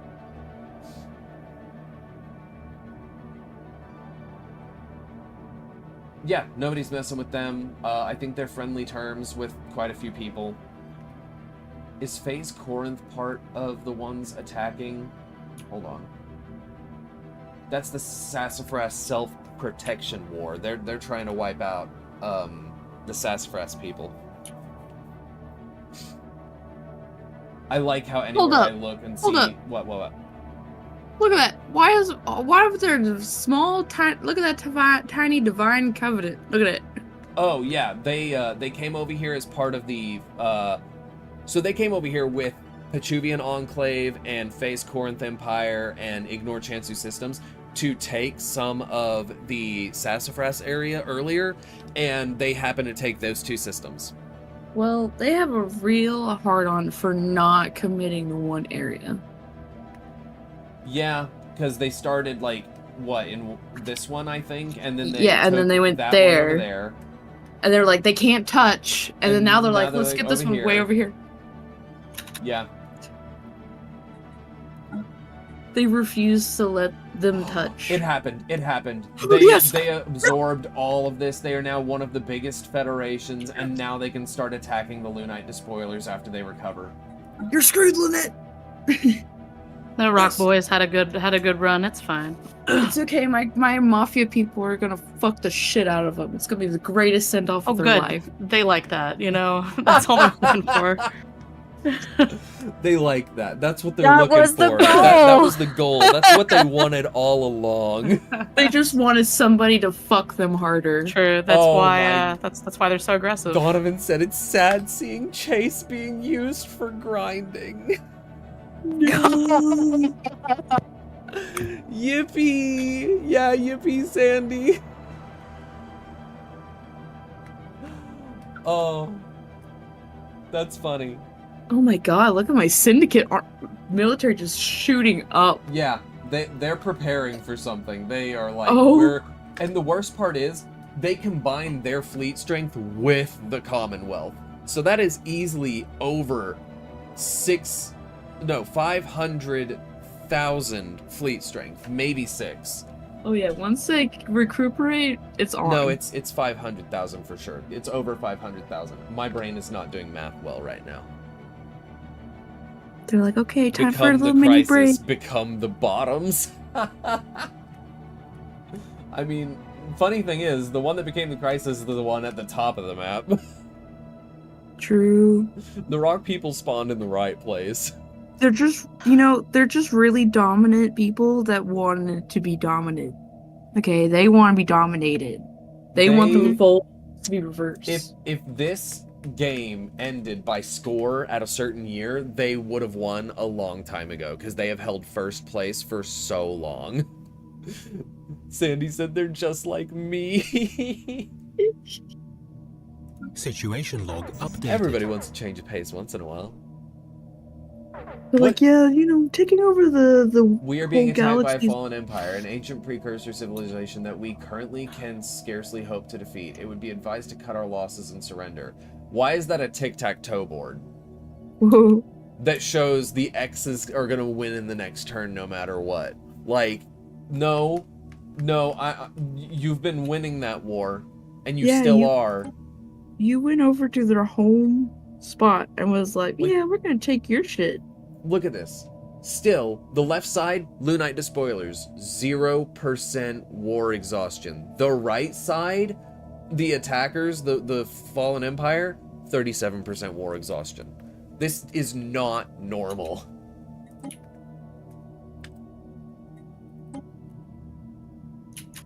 They're made of rock, so they don't get exhausted.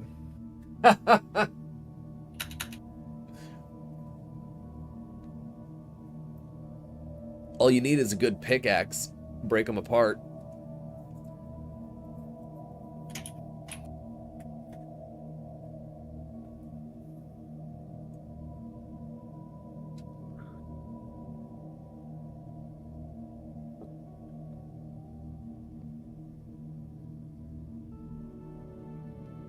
I still can't believe they're getting yo-yoed up there. Situation log And they updated. already are up to 100,000 again. Their recuperation period is real small. Yeah, it really is. They go below 100,000 and then they pop right back above it and they start building up above it real fast. Hey, don't cut my crime syndicate out of this, okay? Oh, Look I'm at it, we're not. almost at 300. Look Yeah, at it. no, they are building up. They are preparing to be like, Lunite despoilers gotta go down. We're ready. But Hostile fleet engaged. they Hurry are up, guys. not at war. And I What? just need to see. That bar is creeping closer. Guys, hurry up! Only about 2,000 more needed. 2,000 Listen. more, and they get Oh, crisis level yeah. 5, and stars start blowing up. And that's when you guys know shit. you're in trouble. The Sev Syndicate, this is your creator happening. speaking to you. I need you to hurry up, you lazy sacks of shit. Okay, the Brood of Two Keys. Oh, holds there's another 3 one. Star systems that I'm sad. Oh are my god. they're hanging in there. My platypus people are hanging in there, Jesus. Well, nobody's attacking your Well, no, people are. People ignore Chansu Yeah. systems took more of the platyp people's places. Come on, wipe them out! Wipe them the fuck out! Sassy over here, like, okay, kill one of mine, and the other of mine, kill those people. You can The see divine- which one she loves and which one she doesn't. I told you when I made the platypus people that I was just making them to be a nuisance. Yeah. I didn't care whether they were wiped out right away or they made it all the way to endgame. Well, I just mean, wanted them to be a problem. They and have they been were. a nuisance. They're being a nuisance still. They're lasting. They're like fucking cockroaches. You gotta nuke them. No, wait, that wouldn't even work. I mean, according to Fallout lore, that would not work. Yeah. I made the cockroaches of the galaxy. Oh my god, I made a mafia of cockroaches. Ugh. we're not even gonna talk about my Yoda people. They're just there.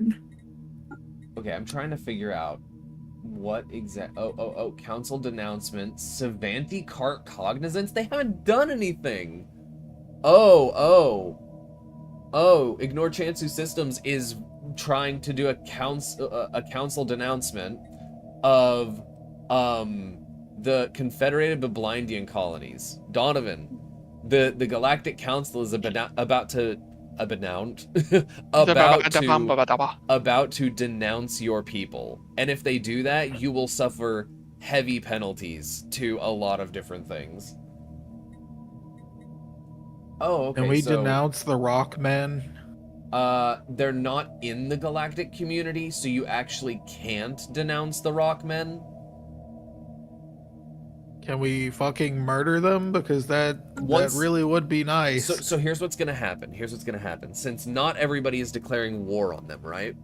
What's gonna happen is once the Rock people reach level 5 of the crisis in 2,000 more points, it automatically forces every person in the galactic community to declare war on them, and the whole of the galaxy will go to war against them.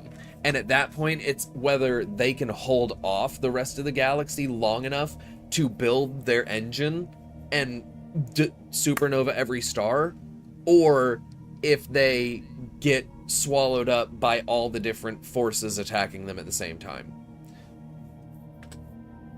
Since we have 3 Defenders of the Galaxy and a Galactic Custodian, it is highly likely that Lunite Despoilers will be stamped out completely. But it's not 100%. You just don't know until it happens.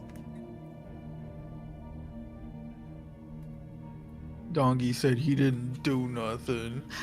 So let's see if we go to the galactic community and we find where the Bablindians are, we can see, what is the denouncement for? Okay, so the denouncement, all it's going to do is make you have 25% less diplomatic weight in all of the votes in the council. So your people's votes will matter less. Which sounds really bad when you put it like that, but it is a 25% reduction in how much your votes go for. Depending on what the denouncement is for, it can do different things. So, like, sometimes it will be a denouncement for, like, economic purposes, per se, and then your economy gets nerfed by, like, 15% or something. If you get humiliated by a fallen empire, you get, like, a 50% reduction to everything. It's ridiculous. It's the worst. It's the worst kind of denouncement you can have. Yeah, but why are they denouncing people who aren't causing problems? Okay, so they can only denounce other players, like other empires that are part of the Galactic Council. So, like, the Sassafras Raveners cannot do normal diplomacy, so they cannot join the Galactic Council. Same for the Lunite Despoilers and the Brood of Two Keys. Oh yeah, I mean, I made the Sassafras people to always be on their own. They are very much. That's what I'm saying, though. Like, any of them that are like, hey, we want to kill everybody, they can't do what's called normal diplomacy because they want to kill everybody. And that leads to them not being able to join the Galactic Council. So by not being able to join it, they cannot be denounced by it. But the Galactic Council can pass measures whenever they become a crisis, one of the ones that wants to destroy everybody, to basically say, hey, emergency measure, there's no voting on this, it's too urgent, you are all forced to now go to war with this person, with this whether you empire. like it or not. Yeah, pretty much. So like they're trying to denounce but blinded. And who else? And they're trying to denounce the Savanti Cart Cognizance, which is Crash's people. I know why they're trying to denounce Crash's people. It's because they are not building a military, and there is so whenever the Galactic Council is doing denouncements, they have to look at resolutions that are already passed. So if we look under the War Resolutions and Military Readiness Act, galactic community members that are not vassals of another empire, that are using less than half of their naval capacity, are in breach of galactic law. Crash's Savanti Cognizance snail slug people are in breach of that specific law because they don't have a military strength and fleet buildup that's using half of their allotted like naval capacity. So that's why it's happening to them. For Donovan's people, no clue. It could be something dealing with like Comfort the Fallen, maybe. No, it's not Comfort the Fallen. Ecological protection. Who's bullying Donovan's people for no reason? Possibly. Sorry, Donovan.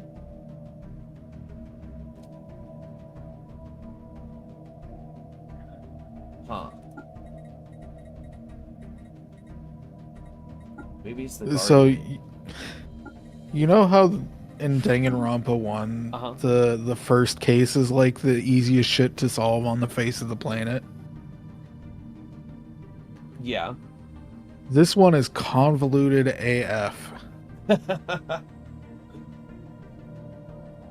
At least they made it more interesting. Yeah, it is interesting. I think that Ryan's brood of two keys are about to be eliminated. No, no, don't speak it into existence, I you mean, it's motherfucker. already happening. No, though. no, no. Also, Ryan, how was the Thunder game? It was good. Nice. The nets suck. I guess that's why you got back so fast. It ended quick. It ended at a fairly regular time, but yes, it ended. It ended. I think it ended up being, what was it? Mom, was it like 90 to 120?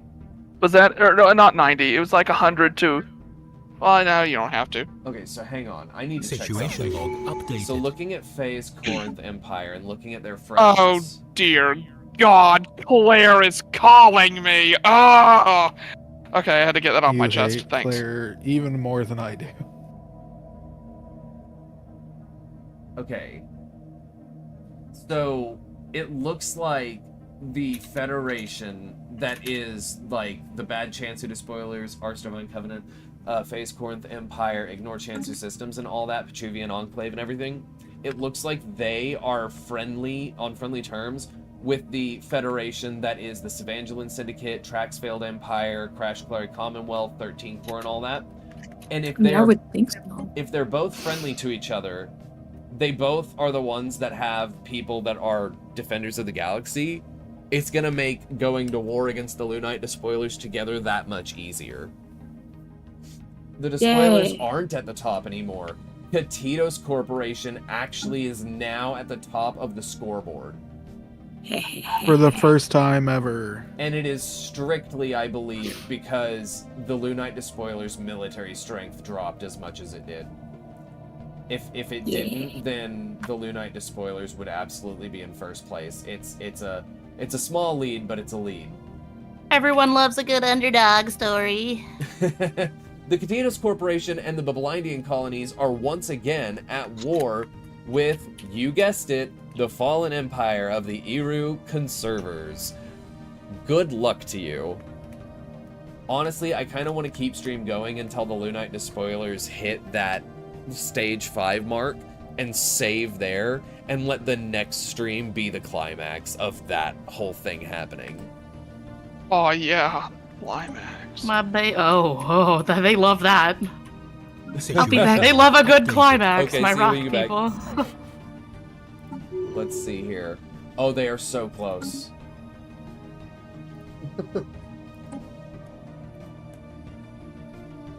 Everything's an innuendo with these people. It's true. They still haven't taken this one thing.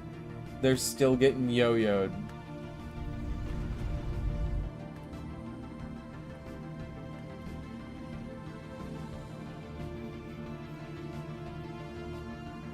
I mean, the Lunite Despoilers. Anything you say is gonna be an innuendo in the end. True.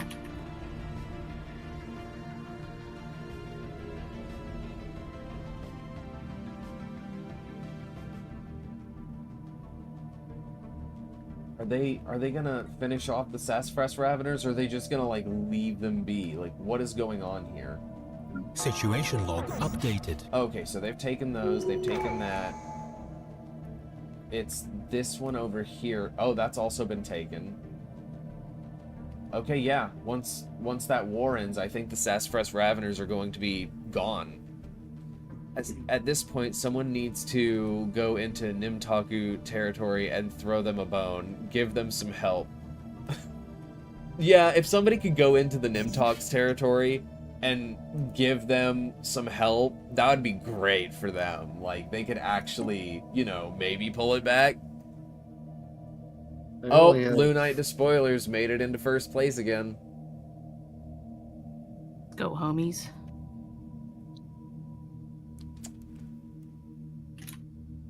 Situation log updated. I don't think that I'm gonna be able to keep the stream going for too much longer, because I know several people in here have to work tomorrow and will need to go to bed soon. My work is far less early than usual. Then we can go a little bit later. Same. Or Actually, I am not going into work at 7 a.m. Yeah, more accurately, I'm going Vix is in. far less early. I don't have Heck work yeah. tomorrow. Yay. I guess we're gonna keep going until we hit that spot I was talking about then, where the Lunite Despoilers hit stage 5, everybody declares war on them, we save, and then we save that for next time. What is this? Oh my gosh, the Lunite Despoilers have taken a small pocket right here, and I don't know what they're gonna do with that. Why did Situation they... log updated. They now own this. Hostile fleet engaged. Station under It attack. is not connected to anything other than the Fallen Empire that they've been bullying and being bullied by. But they're now in 3 wars. 3. Federated Independent Systems Federated Lunite Preemptive Action. Okay, so the... Preemptive action? Yeah. The Savangelan Syndicate, the Alarian Chu Empire, 13 Corps, Crash Kalari Commonwealth, Trax Failed Empire, all of those that are now together are going to war against the Lunite Despoilers as well.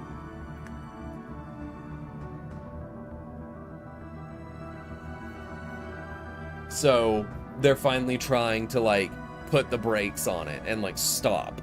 On my problematic people. Yes.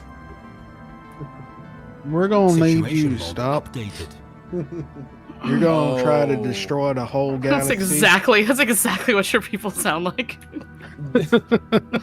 They have... That's how they rose to the power. That's how they Or am I rose just to like the power. them? They have 4 fleets that they're about to send into Lunite's territory. That's Listen a 2-star, here. 3-star, 5-star, and 6-star. Y'all have been some real Station under assholes. attack. Done a lot of bad Hostile stuff. fleet Is engaged. there any chance for peace? No. Oh no, the Lunite Despoilers are building up really fast. Yeah. Because they have to build ships, they are building so Hostile quickly. station engaged. I love being the bad guy. Are they the Crisis? It's my whole Yeah, life. they are the Crisis. Like fully? Oh, fully? Station let's Are under they see up attack. to here. level 5? No, but they are Hostile 1,500 fleet away. engaged. 1,505 to be exact. They are losing some territory because of all the ships being sent in to take it, but they're not doing it optimally. So, Lunite Despoilers are building up their military to send a counter to that. So, yeah. This... Let's see.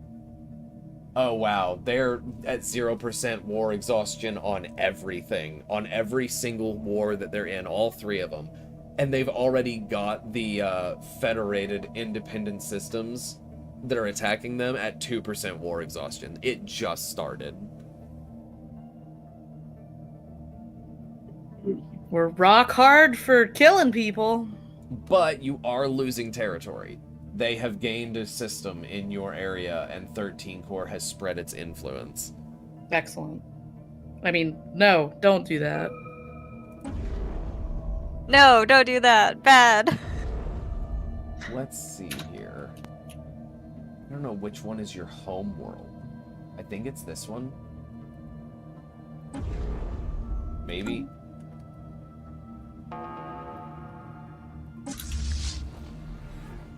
Oh, they're still yo-yoing there. Never mind. I don't want to watch that.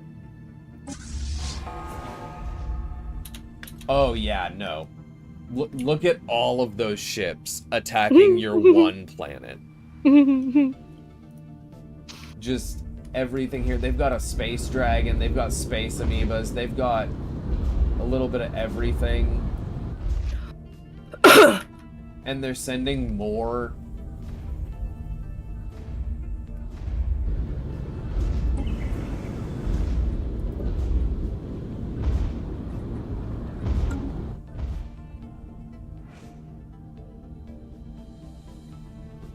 So much more.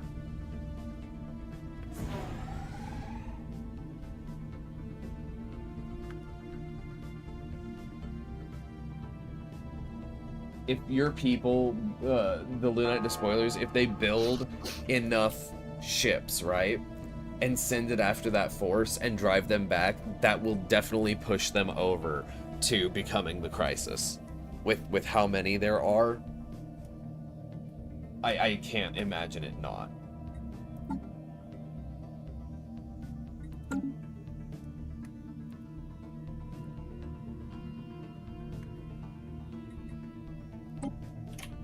Now, what's happening over here is, I think Brood of Two Keys has been wiped out. No, my babies. My beautiful little genocidal babies. The Sassafras people are still in. The Nimtox are still in. So the sixth one to go is the Brood of Two Keys. I'm so sorry. You weren't the first to die. Careful, you'll attract the rock people over to your rift blades. That's true. The rock people will be there when they hear that. They hear that coming from the rift blades, and they're like, "Ah, next target."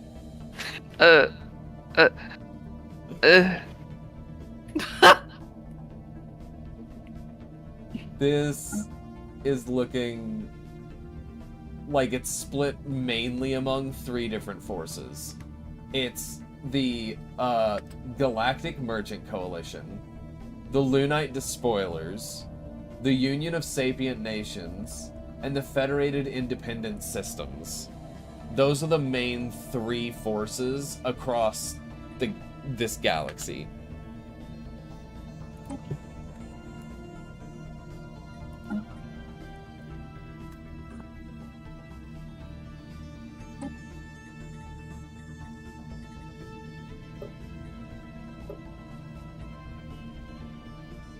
Wow.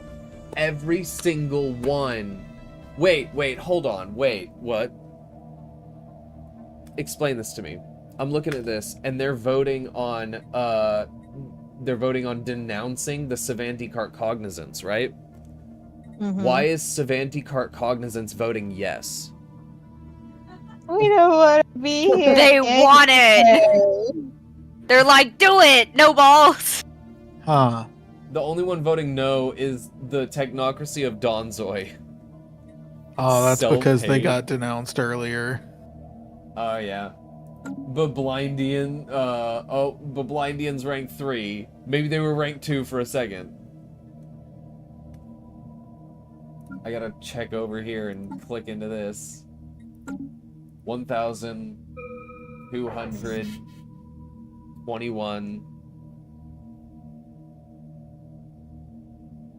Or something like that. I don't know if I'm counting that number right. Little over 1,000.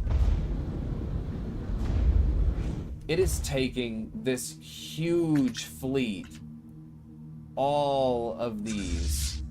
I don't know how strong all this is together, even. And they just sent more this long to take this one planet.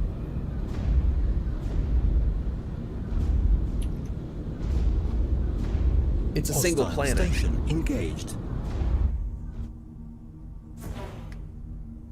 Oh. Hostile fleet engaged. Oh. What's happening?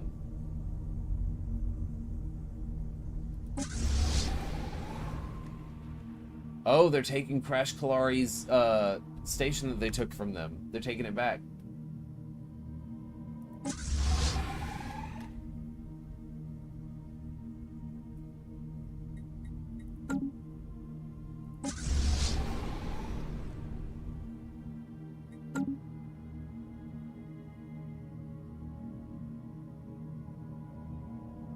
Wait a minute. Did the Lunite Despoilers? No. They've owned this. They've owned this for a while. Okay.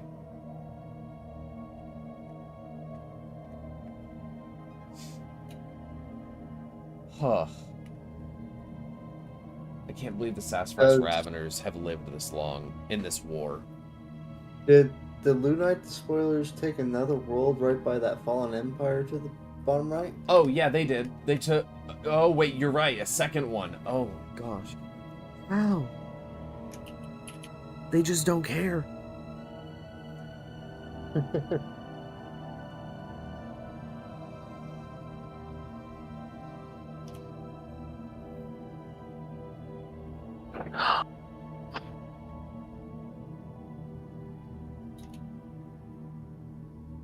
They're like, haha, what do you mean we should fear you? You should fear us. Honestly. So, like, the path that they went, right, is the Galactic Nemesis, but the Cosmogenesis one actually gives you some of the buildings and ships that used to specifically belong and be inaccessible to players to the Fallen Empires. The ones that I say are like TARDISes that are bigger on the inside. If you go for the Cosmogenesis route, which is more of a, hey, we want to do scientific experiments that could potentially break the fabric of reality and kill everybody, but we want it for science. That path is a path that leads to basically becoming a fallen empire yourself.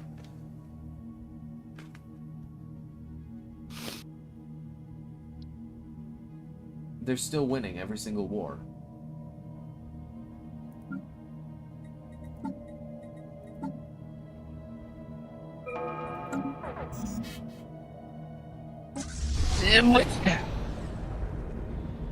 Oh. They are now attacking Trax failed empire territory.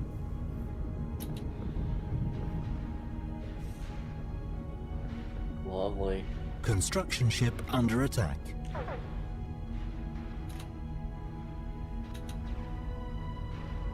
Station under attack. Somehow, even though their ships had a larger, like, strength number, your defense platforms Fleet engaged. actually are winning. Council agenda ready. Station under attack. Hell yeah.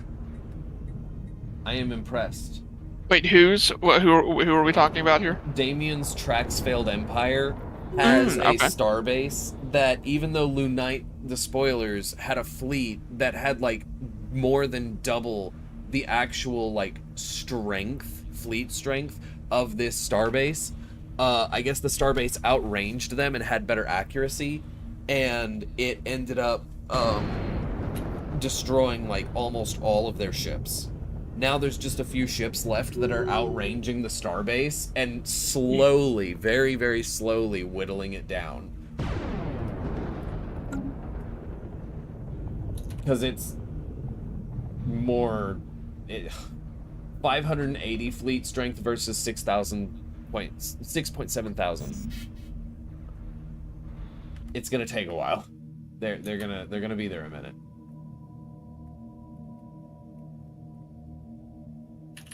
How are they losing so much territory? They actually might get handled before they can even build their, like, even get their special stuff for stage 5.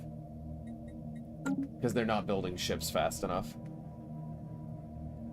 Oh.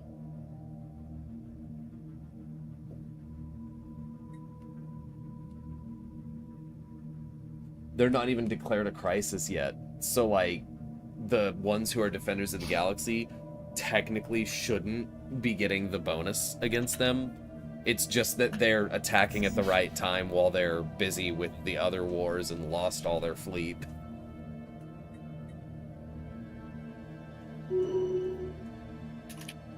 And somehow they're still holding first place by over 3,000, or around 3,000 score points.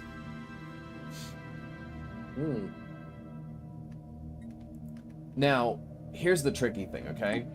Say that the Lunite Despoilers end up losing this, and they get wiped out.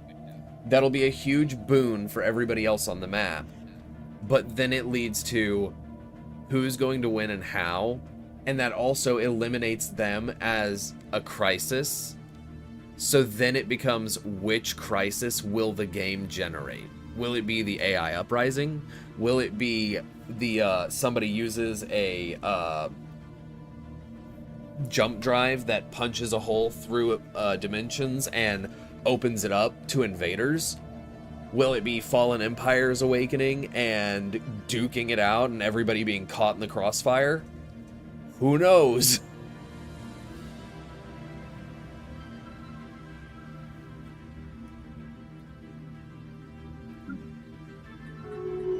I am at least wanting the Lunite Despoilers to make it to rank 5 and blow up a couple stars.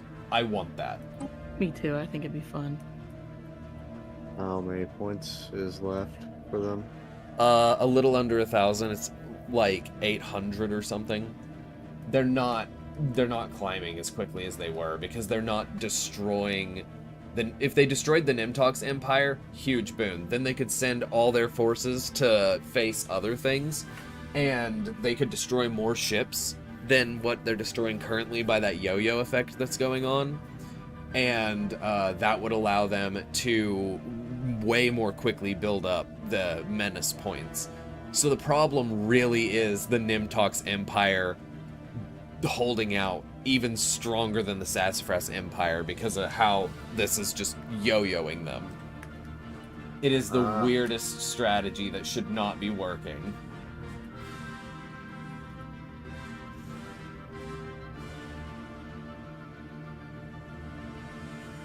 They've lost like 5 or 6 systems.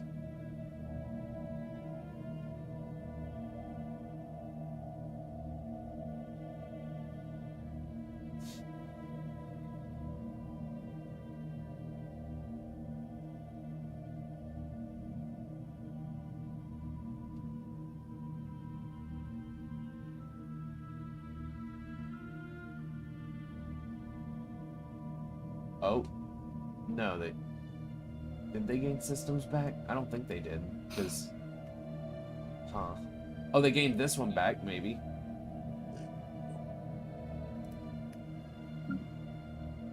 I have no idea.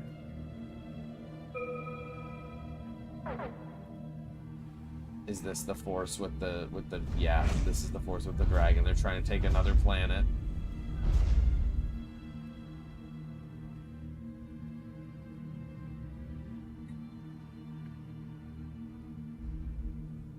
Oh, that's gonna take a while. Not nearly as strong as the one with the dragon. And their forces split up between 2 planets instead of all focused on one.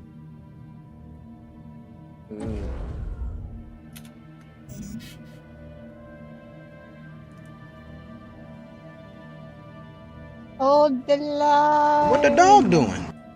What the dog doing? Luis Villanueva, 78. Thanks for the follow. Welcome in. Hope you're doing well. Ooh. I am sorry if I horribly butchered the name. If you could tell me what you want me to call you, I gladly will. Marvelous 67. Thank you for the sub. I appreciate it. Thank you. I swear that's the last time you'll ever hear me do that. I promise. So I imagine sorry. it's Luis. Oh, maybe. That subalert is very horny, Hunter. It's cute and a little bit horny. Hunter, A lot. that just means even more horny. Yes, and I like it. Well, there you go. Twitch can't get mad at me for it either, because it doesn't show anything bad. It's okay. We can use our imagination, Hunter. Thank you, Sandy. Thank you. Honestly, welcome in to the new viewers or those who have been lurking. Hi. I'm sure that if you've been lurking, you're already aware. Those of you who are just tuning in, we're waiting for the Lunite Despoilers to take out the Nimtox Empire. They are currently being yo-yoed because they keep buying from this station like a military enclave, and the main force keeps going back and forth instead of just taking out this habitat. They are trying to become the Crisis, and they are 500 points away. They're almost there. They're gonna get Star Eaters soon. But at the same time, they're having a war on 3 different fronts. One of them's with the Nimtox, which they should be winning by all accounts, and they are just not playing it right. They just need to focus on the thing, ignore the ships. They will win it if they just destroy the habitat complex. And then the next one is they have angered this fallen empire down here. They sent their main force down there to take those star bases, which they have succeeded in doing, surprisingly. And they're just trying to, like, I guess, kill a fallen empire and kind of winning. Except for the main force of the fallen empire is over here, kind of messing up some of their stuff, giving them some trouble, but not too much. It's not a direct fight. And then they are being attacked by... Hold on, let me stop observing and do this. This giant alliance of blue has just decided they're gonna step in, and they're gonna try and kill the Lunite Despoilers before they can become a real problem.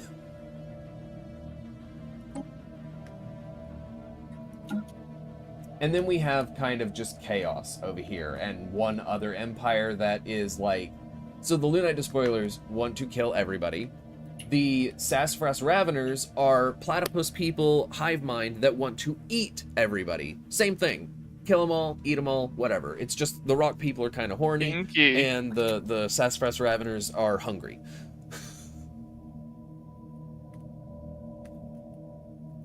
And then, honestly, either the Lunite Despoilers win, or I don't know what's gonna happen. I would be completely lost. We do this every Sunday. We started recently. This is the 3rd stream. That's why it says part 3. We will be continuing next Sunday. It won't be ending tonight, but we will be ending the stream soon-ish, like in the next 30 minutes or so. But if you want to keep up with this, I'm gonna send my Discord. That should send in the Twitch chat. I need to set it up for YouTube, unless it sends in both. Nightbot might. But those of you who are maybe watching on YouTube, I will send the link myself. And there you go. Feel free to join. You can keep updated on when I go live and know when we're going to be starting the Stellaris streams again. Also, on Wednesdays and Fridays, I've been streaming Metaphor ReFantasio. Very great game. If you, good. It is. It's a great story. Very fun. If you like JRPGs that are like the Persona 5 or Shin Megami Tensei Atlas games, you'll love that one. I understand if you're trying to avoid spoilers, though. Perfectly fine. And I kind of do a variety of everything. I play Elden Ring, I've played Alien Isolation, and I've even played like Undertale. So, a little bit of everything everywhere. Hollow Knight, did a lot of that. Almost beat the game. Only problem is, God Home is hard.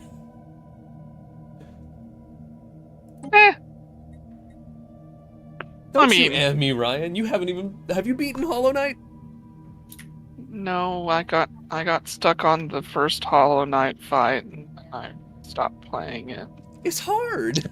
I couldn't get past the last Hornet fight either. It's okay. We still love you. Oh, well, I'm glad, I guess. I'm proud of you for trying. No, you're not. No, I am. You're just saying that to keep me here. Oh. Oh no, you found out. Okay, so wait. Who are they at war with? Okay, I don't understand this whole Sassafras self-protection war. Sassafras didn't start it. They're not protecting themselves. And it's 2 Keyblades, not 2 Beyblades, but he said 2 Beyblades, more like 2 fraud blades from Donovan. Lovely. I don't understand this though. They, like, I guess whenever the war ends, the Raveners will be gone, but until it ends, it looks like they are still here. It's very confusing. It should have been done over, like, once it got to 100%. Oh, okay, I see. They are very slowly bombarding 1 planet, 2 planets. Yeah, they're trying to bombard the planets. Kind of like Lunette's people, but they're actually targeting the planet instead of getting yo-yoed back and forth. However, speaking of Lunette's people, let Situation us log check and updated. see... Oh, less than 200 points away. Hostile fleet Oh, engaged. However, Station under attack. they are being so messed up by the alliance that's attacking them. They are getting low stability and about to lose a planet. Which means another system gone. It's very slow going, though. They are not wiping that out very quickly. I typed key, but autocorrect corrected me. Incorrect. I see. I love when autocorrect's incorrect, and they just don't do the right thing because they think they know what is best. But it is not right. Crash Kalari Commonwealth randomly popping up in Lunite despoiler territory. Just taking some stuff, being like, this is mine now. Borrowing. Maybe they Just used... borrowing. Do they have a catapult? It is not looking like it. They have a wormhole? They have a what hole? Wormhole. Oh, okay. I heard something else too. It's fine. What did I say then?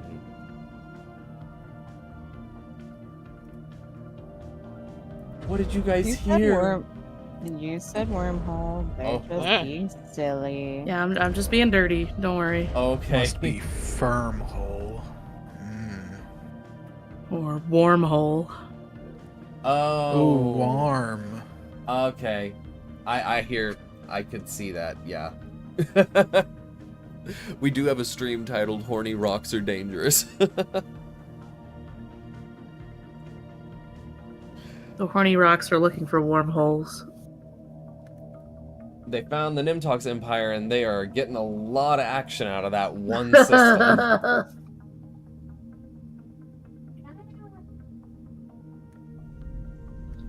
Oh wait, are they actually... Where are they? What happened? What happened here? Hostile station engaged. Did they send their main forces over to deal with other things? Station under attack. Is that what I think it's... They've reached rank 5. They got the Star Eaters. Excellent. Oh no. Under attack. We're all going to die. Okay, Come on, Galactic Empire. Da-na-na-na. I'm gonna let them warp and see where they're going. Okay, so that's where they're going. Wait, where's Ignore Chansu at? Do they just fall down majorly? No, they're right here. On the list. They're trying they're their right best. here. They're 1, 2, 3, 4. Oh, 5, there they 6, are. 7, 8. You see, I'm blind. Okay, so this... Oh, I know what's gonna happen now. They gave up on that one because they're gonna go eat the star, and then Nimtox can't do anything about that. Okay. That's not good. What it... Oh, that is... They're sending both of them. They don't need to do that. That's overkill. Okay, so I want to show you guys what a Star Eater is. But it's hard to do whenever they're inside of these relay things. But it is the cube. It is the cube inside the relay. Don't worry, we'll see it. We're gonna let it get over here, eat the star, and then that'll probably be the end of the stream. I want to show it off. I want everybody to just get to see what happens.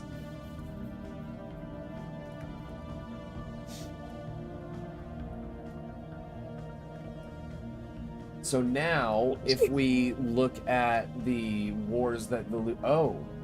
Lunite Crisis War. Okay, so there was the other wars where the Lunites were against the Nimtox Empire, and they also had a separate war where they were against this whole Federated Independent Systems Federation. But since they're at war now with everyone in the galaxy, it has all been combined into the Lunite Crisis War, which means they're in the end game now.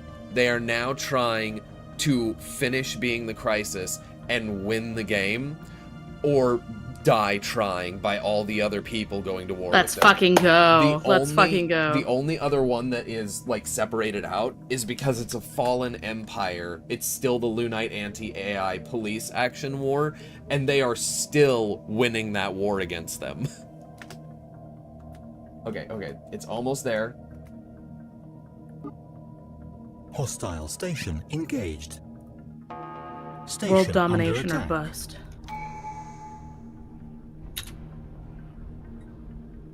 Okay, yeah.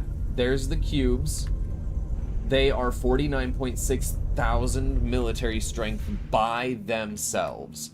They cannot be part of a fleet together. I don't think they can even be part of a fleet. But they are still exceedingly strong just by themselves.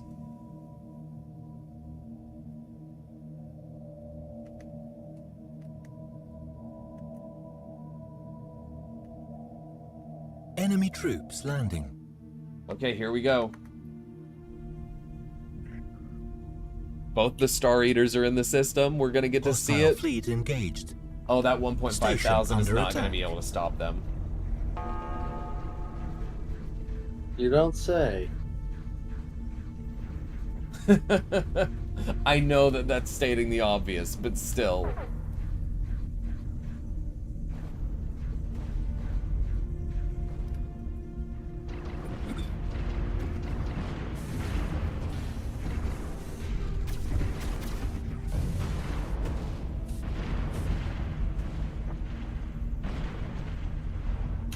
Here we go. Wait, is the one that they've decided to blow up our sun?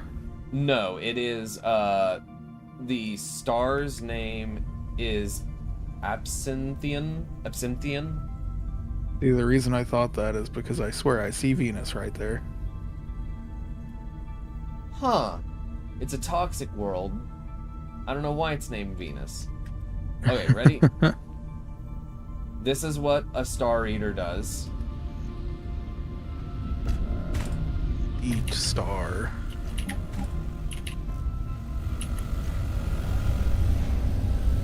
So that I don't know why both of them are on the same star, but they're charging up, and they are the only things that can survive eating the star.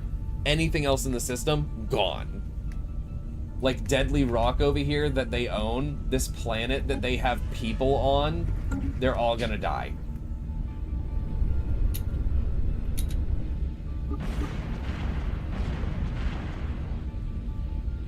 That would be scary if it wasn't so sad. Hostile station engaged. And Boom. Station under attack.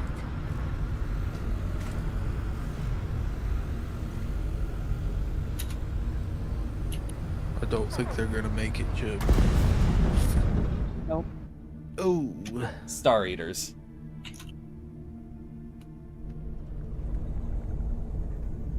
Oh, of course it turns it into a black hole. Yep. And then all of these other planets and any other thing that is a rock blows up. It's all gone. It's really cool. So I don't know what happened to one of their Star Eaters. It looked like it just disappeared because they both blew it up, and it's supposed to just be one. But the Nimtox Empire has died. They are the 7th, I believe, empire to be knocked out of the running. And I think that after having watched that, that is the best time to call the stream. So thank you for watching. We're gonna see if there's anybody on to raid. Maybe it got blown up by the other Star Eater. Yeah, it might have. It might have, but that would be really, really weird. Like, strange interaction that shouldn't happen, you know? If there's nobody to raid, we'll just be ending. And I will see you guys on Wednesday if you're wanting to be there for the Metaphor Refantasio. So yeah. Nobody is on that I normally raid, so we are actually just going to call it here. And I'm going to say thanks again for all the new follows, for the subscribes. I hope you guys have a great start to your week. I'll see you on Wednesday for Metaphor, and if you're just here for the Stellaris, that's fine. I'll see you next Sunday. It's okay to be lost. Most of the people in call with me are lost on this thing. It's with Hunter and his harem. Every Thank time. you. Thank you, Sandy. Have fun. Bye.